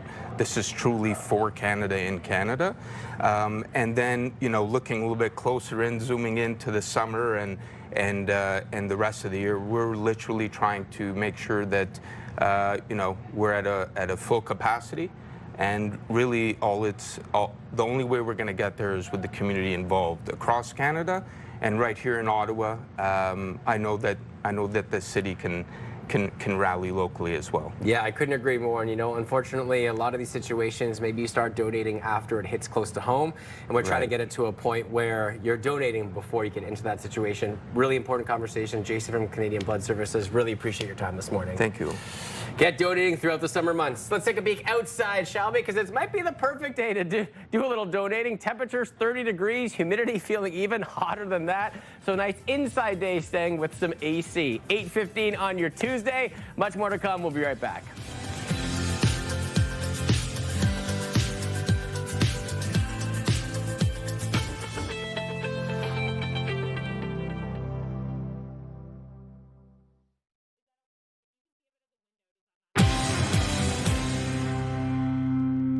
City councilor in Calgary says a program that subsidized some services for low-income individuals should only be available to Canadian citizens. Let's check in with Bill Carroll from the Morning Rush on News Talk 580 CFRA to get his thoughts. Bill, what can you tell us about this? Well, on the surface, it seems fundamentally unfair, and I think people are going to be very angry about it. I think we need to think it through a little bit. It seems unfair because what this council member is suggesting for this program is that you have to be a Canadian citizen. Then he added, and maybe permanent residence. Normally in this country, we allow people access to the same services if they live here, whatever their immigration status is or refugee status is, because that seems like a fundamentally Canadian thing to do and probably in line with our Charter of Rights in most cases. Alberta's got a question coming up in their next election on the ballot about this kind of thing exactly. What they're suggesting is that if you're new to the country, that you have to wait a year to be eligible for certain social programs. Again, sounds fundamentally unfair. And then I remembered coming back to Canada, being a Canadian citizen, married to a Canadian-born Canadian citizen, my children born in Canada. After 6 years living in another country, we came home, and guess what? We didn't have access to health care for 3 months. We had to wait 3 months. In the meantime, my kids did have to visit a doctor. We paid cash. And that was frustrating, but I understand that we're very specifically trying to stop people from coming to the country, using our health care, and then leaving. So under certain circumstances, the Alberta question does put a year timeline on it. Is that the right timeline? I'm not sure. But should it be automatic for everyone who comes to the country, whatever their immigration status, to use any social program? I think probably not. I think you want to show that you have some connection to Canada. And if you're applying for refugee status, for example, that you plan to stay here and pay taxes and not just take advantage of all of our social programs. So it sounds cruel, but if we're going to make changes, why can't snowbirds go to the U.S. for more than 6 months and still come home and use health care? They can't. They have to make sure that they don't spend more than 6 months out of the country. So that's a balancing act retired Canadians do all the time. So I don't think it's as mean as it sounds, I guess, is my point. Yeah, and Bill, this all comes because 25,000 new applicants since 2023 over the last 3 years, so they're seeing that bigger increase. So I'm sure it's not the last time we'll have this conversation, my friend. No, money is limited, and we have to spend it on people that we believe are contributing to the country or are actually in need. So we got to draw a line somewhere. Have a great rest of the day, guys. You as well, Bill. Hope you had a great weekend, my friend. And remember, you can listen to The Morning Rush with Bill Carroll on Newstalk 580 CFRA weekdays from 6 till 10.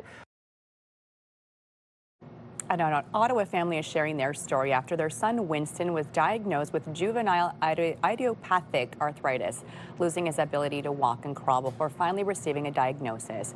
With more on their story and details of a walk at Andrew Hayden Park for the cause is Winston's mom, Kendra. Good morning to you, Kendra. Good morning. How are you? I'm so good. I'm so great to chat with you. Can you give us the details and tell us a little bit more about your son Winston and your story? Absolutely, yes. So I'm with Cassie and Friends because they're a charity that is dedicated to children with juvenile idiopathic arthritis or other rheumatic diseases. And Winston was diagnosed at 14 months with JIA, juvenile idiopathic arthritis. He started walking at about 12 months, and shortly after, he wasn't able to weight bear at all. He stopped walking and eventually stopped being able to crawl, and we didn't know it at the time, but it was because he had severe inflammation in his knees and ankles. And shortly after diagnosis, we became familiar with Cassie and Friends, which is a nonprofit that advocates for children with these diseases and has a lot of parent resources and a lot of educational webinars that was really helpful for us. And so now we help organize the walk for families in the area. Cassie and Friends is a national nonprofit, so there's walks all across Canada. But our walk is on June 14th at Andrew Hayden Park at 10 a.m. And it's just to support children with JIA, to let them know they're not alone and to let them know that the community is behind them. And can you tell us how your son is doing right now? Because from the pictures, it looks like he's walking and playing. What was treatment like for him, and how is he doing? Absolutely. So today he's doing amazing. He's actually in medicated remission. So he does have a biweekly injection biologic shot. But with the exception of that shot, he is a very typical boy. He had his first baseball game last night, which he was so excited about. He recently learned to ride a bike. He can't wait to play hockey in the winter. So he is a regular, active 4-year-old boy. It is a chronic illness, though, so you kind of never know when the next flare will happen. But we are very grateful for every pain-free day that he has. And for us, it took about a year to get into medicated remission. He had to trial multiple classes of medication before we landed on the biologic, which is working for him. So we're status quo for now and just really grateful for every day that he can thrive as a 4-year-old boy, as he should be. And how common is this for kids living here in Canada? There's about 25,000 kids across Canada who are living with JIA or a rheumatic disease. So it's common enough. And part of Cassie and Friends is raising awareness so that if parents do see symptoms of inflammation in joints in their kids. I mean, people don't think that kids can get arthritis, so it's not really common knowledge to think, oh, maybe it's arthritis, but it's kind of that education piece where parents can be on the lookout because we certainly didn't think of it when Winston stopped being able to move, essentially. It wasn't until we got the medical diagnosis that we could look into JIA and what it entails. Thank you so much for joining us here today. And just a reminder, Cassie and Friends Walk is happening June 14th at Andrew Hayden Park. And of course, you're looking for everybody to come and support. Absolutely. And you can find out more information at cassieandfriends.ca. Thank you so much for having me. Yes, thank you so much for joining us here today. Will. Thanks, Melissa. Well, it is contest time. Wake up and win with CTV your morning and beancars.ca with a nice $20,000 giveaway that could be paying all those bills. Imagine what you could do with all that cash right now. The possibilities are endless. Today's code word is dollar. So you head to our contest page at ctvauto.ca or scan that QR code that you see on your screen. Enter the code word dollar with all your info for your chance to win. This is the Your Morning $20,000 Pay Your Bills contest brought to you by beancars.ca. Carleton Place. Good luck to all. And still to come, it's asparagus season. Foodland Ontario spokesperson Rebecca Keeley is standing by in the Your Morning Kitchen, ready to share some of those fabulous recipes. Can't wait for that conversation coming up. Outside through our Skycam, Melissa letting us know 30 is our high this afternoon. I think we are already above our seasonal daytime high, and it is only 8:26 in the morning. In 3 minutes and 22 seconds, we'll have your news headlines. Stay with us. We'll be right back.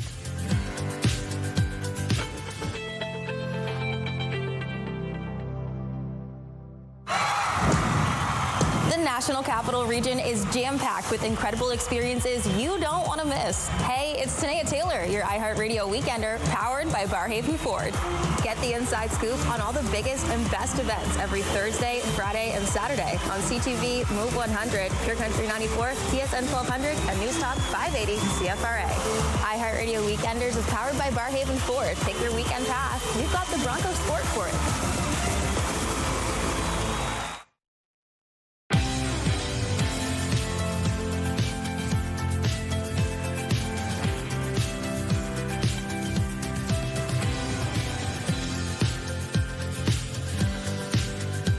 Morning. How is your morning going? We're so glad you could start your day with us. I'm Rosie Edda. Happy Tuesday, everybody. I'm Willie Yellow. And I'm Melissa Lamb.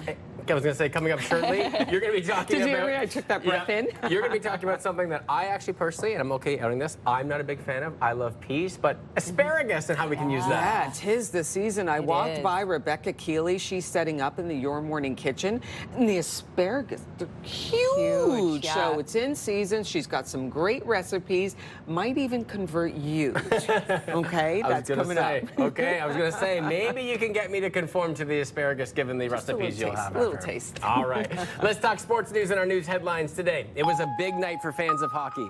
The Victoire looking to close out the PWHL finals, but Ottawa had other plans. The Tars live to fight another game in the finals. What you hear there is close to 17,000 fans. The Charge scoring a pair of goals in the last 5.5 minutes of the game, with the final score being 2-1. The teams will face off for Game 4 right here in the capital in their quest for the Walter Cup on Wednesday. You can watch it on TSN. Puck drop is at 7 p.m. A petition calling for federally regulated workers to work from home 3 days a week now has almost 20,000 signatures. The petition was filed on March 17th. It has since gathered about 19,300 signatures. It's sponsored by Liberal MP James Maloney. The petition calls for people whose jobs are mostly computer-based to work remotely at least 3 days a week. Starting July 6th, most federal workers will need to be in office at least 4 days a week. Several Canadians on board a fleet of ships heading to Gaza have now been detained by Israel. We're all really nervous. We see reports that more and more boats are being captured.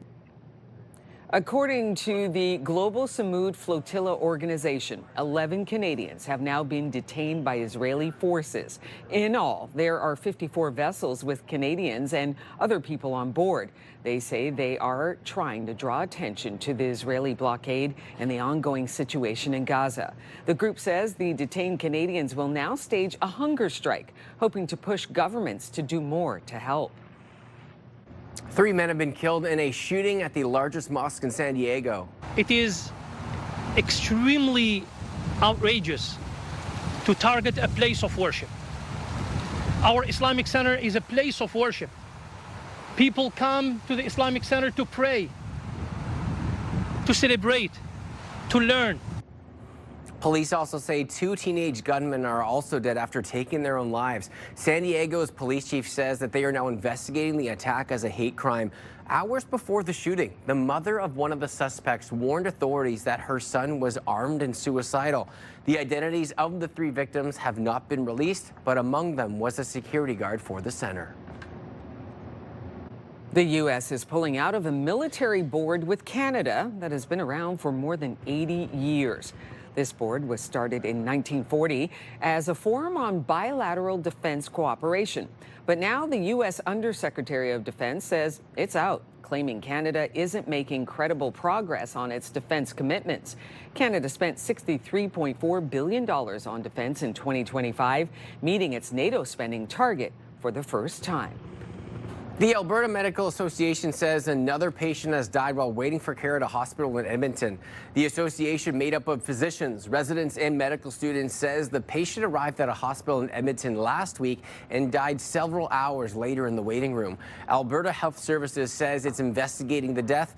The incident coming after a 44-year-old man died in another Edmonton hospital back in December. He had been waiting for care for nearly 8 hours. Canada's defense minister will make an announcement today about the Canadian snowbirds as speculation grows over the future of the fleet. The worry here is that the gap might turn from a year or 2 years into 5, and then you lose that expertise, that culture of safety. David McGuinty will visit the home base of the Canadian Forces Snowbirds team in Moose Jaw. Minister McGuinty has said the team's aircraft fleet is approaching the end of its life. There are concerns that changing the fleet could keep the Snowbirds grounded for years, and those Snowbirds were formed back in 1971 and have performed at thousands of air shows. The Habs have pulled off another Game 7 win, this time beating the Sabres in overtime. And taken by Alexander Carrier. Headman's the puck. Shot. Score! Montreal! The Habs jumped out to a 2-0 lead, but Buffalo chipped away until they tied it up in the third. Alex Newhook then came up big for the Habs, scoring 11 minutes into overtime. The Habs won this one 3-2 in an absolute thriller. Newhook had also scored the winning goal in Game 7 against the Lightning in the last round. A livestock auctioneer from Mitchell, Ontario is heading to Calgary Stampede and looking to be the best in the world. 20. I had 520 now. $30 with a rate of 5 40, 40, $50 with a rate of 5. And it is a skill. Oh, Dave yeah. Jacob recently won the top honors at the Canadian Livestock Auctioneering Championships. And now at the Stampede, he'll compete in the International Livestock Auctioneers Championship. Now, if you're wondering what judges look for at these kind of events, it's control of your voice, control of your breathing, and product knowledge. Good luck to him. He sounds great. Absolutely. And it's funny, right? Because just the way that it's delivered can have you raise the paddle or not, just based on the intensity about how they're getting you involved. But it is a big skill to learn. Oh, yeah, absolutely. Absolutely. And I do not love doing it. The live auctioneer.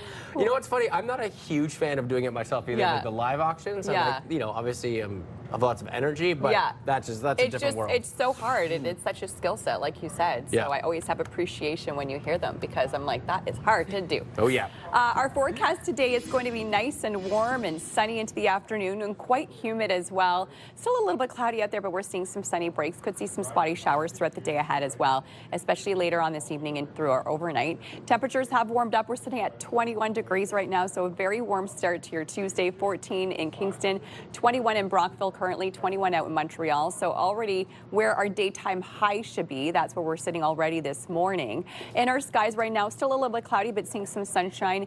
Chance of spotty showers kind of off and on throughout the day ahead. And then we will see some rain later on this evening. There's a chance of some rain, risk of thunderstorms overnight as well, breaking up some of that humidity in the forecast. Still light scattered showers early tomorrow morning, but then it will clear up into the afternoon and we will get to see another sunny day on the way. And lots of sunshine as we head into the work week as well. It would be nice and clear Thursday and right through Friday as well. 30 degrees is the high for today, so way above seasonal. Feels closer to 36 this afternoon, so a lot of humidity in the forecast as well.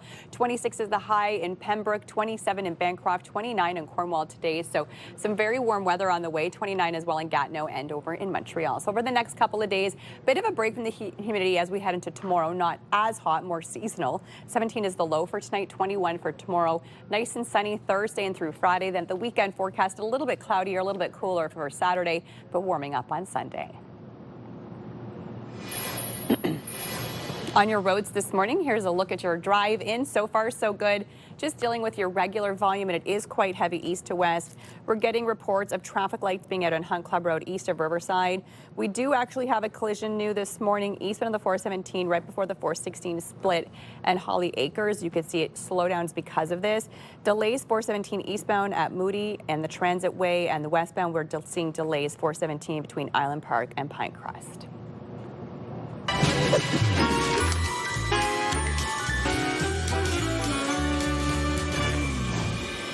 It's 8:38. Look at that gorgeous pan of asparagus. It is that time of year, asparagus season. You can find local and Ontario asparagus in your grocery store. And Rebecca Keeley is here from Foodland, Ontario, to give us some great recipes. Yes. Good morning. Good morning. Rebecca.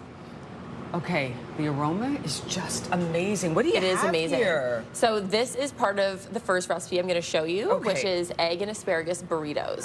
So this is a really good breakfast or meal prep recipe, and it implements a lot of our beautiful seasonal veggies right now.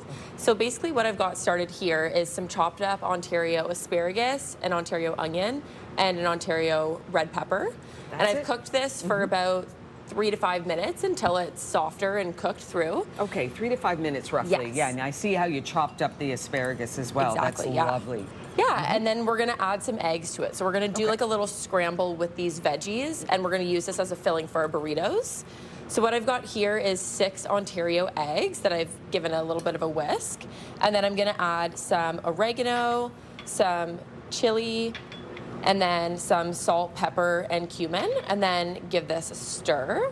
And then we're gonna do, I have 1 cup of Ontario cheddar cheese here, but we're gonna do half of it into this egg mixture. Okay. And then we'll save the rest for when we're assembling the burritos. I got you here. Yeah, Mix that in. We'll mix this up. nicely. Yeah, and then we're then? gonna just put this right over top of our veggies here. Okay. And you're just gonna cook this until the eggs firm up. So it's gonna be a scramble, so you can mix it around while it's Can cooking. I help you?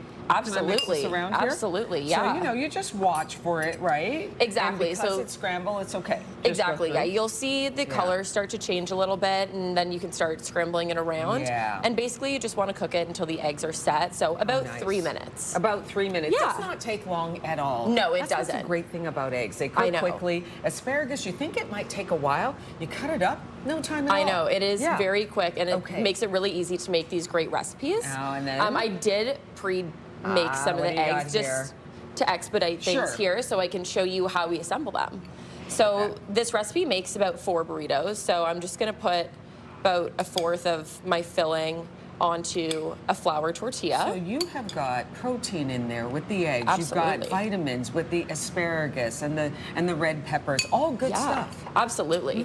I really like how there's so much color in it too, because Yes. this is sometimes I'm lacking color in the morning, so I like to find ways to add fruits and veggies and all the good things. And look, you're going to add a little bit more texture and color. Exactly, some fiber. I've got about 1 cup of black beans here, and then 1/4 cup of salsa.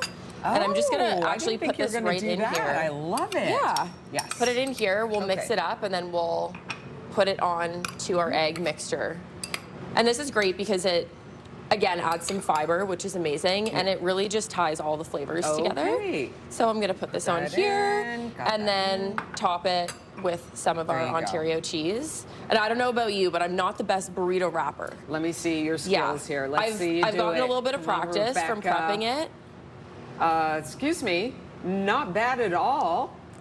It's a lot of good. practice. It's good. Takes some work, but Yeah. we got there. And I like how you cut it up now. finally. Exactly, yeah. So you can Okay. see the inside. There's so much color and a lot of good stuff in there. And then I would just serve this with some salsa, some Okay. Ontario sour cream or hot sauce, or Very however you nice. like to dress up your meals. We got about a minute, so you got something else to show Perfect. us? Yes. So I Okay. have this amazing grilled chicken and asparagus chopped salad. So I'll just do a quick demo of Sure. this salad dressing. So I've got 1/4 cup of oil, and then I've got 1/4 cup of white vinegar, as well as 4 teaspoons of Ontario honey. And then I've nice and got sweet. exactly, and then I've got about 2 teaspoons of Dijon. So I'll mix all this together, and then we're going to reserve about 2 tablespoons and put it onto our Ontario chicken breast and let that marinate before throwing it on the nice. grill. Very nice. And then I also have some salt and pepper here, which I forgot to add in. There you go. So once all of your veggies are cooked in your chicken, it's going to go on the grill, depending on how your grill is. It'll take probably 12 to 15 minutes, and then about 5 to 8 minutes for the veggies. So I've got chopped Ontario asparagus here. Beautifully grilled. Yes. Yeah, they're fun to grill. So asparagus. fun. And yeah, really when nice. they get that nice color on them, Yes. it's beautiful, but it adds so much flavor too. And then I've got some Ontario cherry tomatoes. And then we're gonna do about half of our dressing on here. Okay. So I'll do about half. I'm gonna toss that together. And then we're just gonna put it on a bed of Ontario arugula. So do that. Nice peppery arugula, which is such a wonderful leaf here. It's such a beautiful green. I gotta try this. You do, for sure. Oh, that's beautiful. So, yeah, once that's on there, we're gonna do some Ontario radishes. We'll just sprinkle it on top here. About 3 of them. And then some fresh mint and dill from Ontario. I like the fact that you chose mint and dill. Yeah, it Again, adds a freshening it up. It's a wonderful late spring summer salad. Exactly. And then just topping it with some feta cheese. Rebecca Keeley from Foodland, Ontario. I love when you bring these wonderful recipes. They all come to life, and we can find them all at foodlandontario.ca. Rebecca, thank you. Thank you. If you know of a great chef or restaurant you think we should feature on the show, let us know. Your Morning Ottawa at ctv.ca. And now let's take a quick look at our sky cam. The sun is trying so hard to break through those clouds. Look at that, nice live look through our Centennial Glass sky cam. Beautiful looking morning. It is going to get really hot this afternoon. 8:44. We're right back.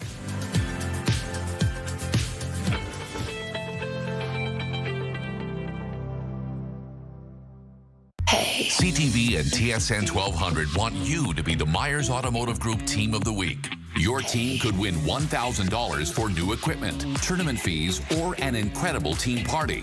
Shoot us a quick video uploaded at ctvottawa.ca. Whether it's hockey, ringette, choir, band, or any team in between. Each week, the winning team will join us live in studio at CTV Ottawa at 6 to claim their prize. Enter today for your chance to be Myers Automotive Group Team of the Week. What makes your community special? Join us next week for Your Neighborhood, showcasing the people and places that make the National Capital Region shine. Your Neighborhood on CTV Your Morning Ottawa. Brought to you in part by the Clemo. Choose the Clemo and start living your life your way.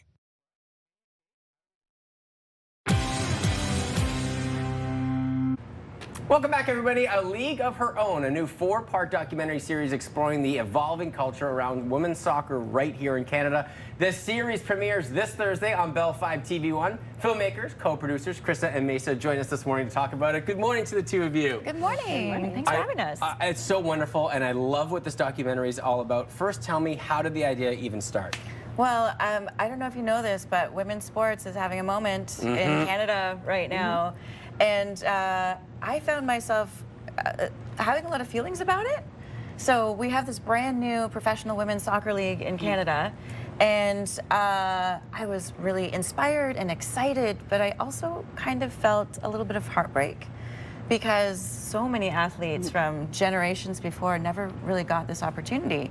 And so I started to get really curious, like, how are people feeling in this moment? Because we're going through a massive culture shift in real time. So how are former athletes feeling? How are current athletes navigating this moment? And what does it mean for young girls who are coming into a world who would never have known that you couldn't play pro? And I think you said it perfectly, right? We're going into a culture shift. I mean, you see it in Monday night's game at the Ottawa Charge, almost 17,000 fans supporting the crew, and not just supporting, but going wild. When you take a look at women's in sport right now, what are some directions you've taken this documentary? Well, we were really curious. You know, we look at my generation and the opportunities that we had, and then we were looking at, we have Cassandra DeCruz, who plays for the Algonquin Wolves right now. So she's right there in this time where she could potentially go pro. And so we're looking at how are people navigating it, because there's no precedent, at least in Canada, about what the pathway actually looks like. And so we investigate a little bit of what it did look like, what it looks like now, and some of the changes that, you know, a lot of the players involved, like in terms of coaches and the leagues and stuff like that, what they're trying to do in order to allow girls to take advantage of this. What are you most excited about when this comes out on Thursday? Oh my gosh. I'm really excited because, you know, we're women telling girls and women's stories. And I think this is such a shift in our narrative and like society about like where women's sports are, like, and where girls and women can aspire to. And looking at women who are Krista's age, because Krista is a pro player, and I know she hasn't mentioned that, but she's the host of the show. She was the elite player back in the day who didn't have a pathway.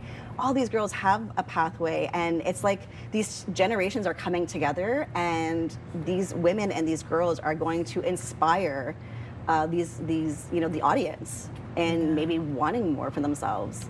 And I love that we're going that direction. And you basically just leaned me into where I was going to go. Krista, lived the experience, being a pro athlete yourself. What are some of the challenges that you had growing up? And then when you look at the shift right now, and then what do you hope the documentary has for women growing up in sport? Well, when I look back, it's interesting because, and especially in talking to other women who are my age, we did have opportunities. We had opportunities to go to the States and stuff, but we didn't really know how to take advantage of them. Because if you think like 25 years ago, you didn't have websites and social media, and so you might have an offer from some school in the States that you've never heard of, and you couldn't figure out, what the experience would be like because there was nothing available to you. I think like the biggest opportunities you had back then was just a scholarship. It was a scholarship. There was no pro league to, whereas boys back then, they always want to go pro, but girls, it was like, I hope I get a scholarship. Yeah, whereas and that's now, kind of where it ended. Girls are like, I can't wait to go pro. Yeah, well, I think we're headed finally in the right direction when it comes to women's sport. Again, this 4-part documentary series comes out Thursday. I'm sure you guys just cannot wait. Very excited. Probably a couple sleepless nights ahead in the next 2 days. Yes, I imagine, yeah. I also like to point out that we're mostly a women crew telling a women's story. Yeah. I love that, right? Well, that's going to make it as authentic as possible, having all those ideas come together. Thank you to the two of you, and congratulations on that Thursday debut. Thank you so much. All right, let's head outside and see if we can find some sunshine. Yep, there it is. And temperatures already above what we typically see with our daytime high, cruising up to 30 this afternoon. A perfect day to head out and maybe kick the soccer ball around. Stay with us. We will wrap up the show right after the break.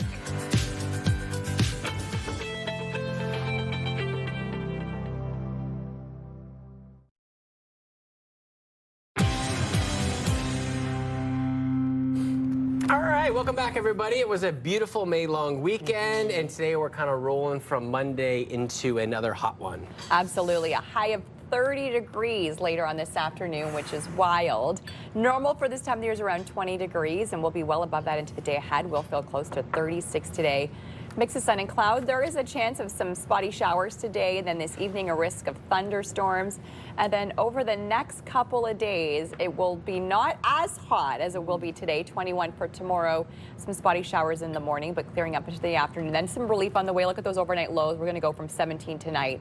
But Wednesday, Thursday, Friday, back into those single digits into the overnight. Not as hot Thursday, Friday, but nice and sunny. Then the weekend, so far, hopefully it changes because it's not looking great.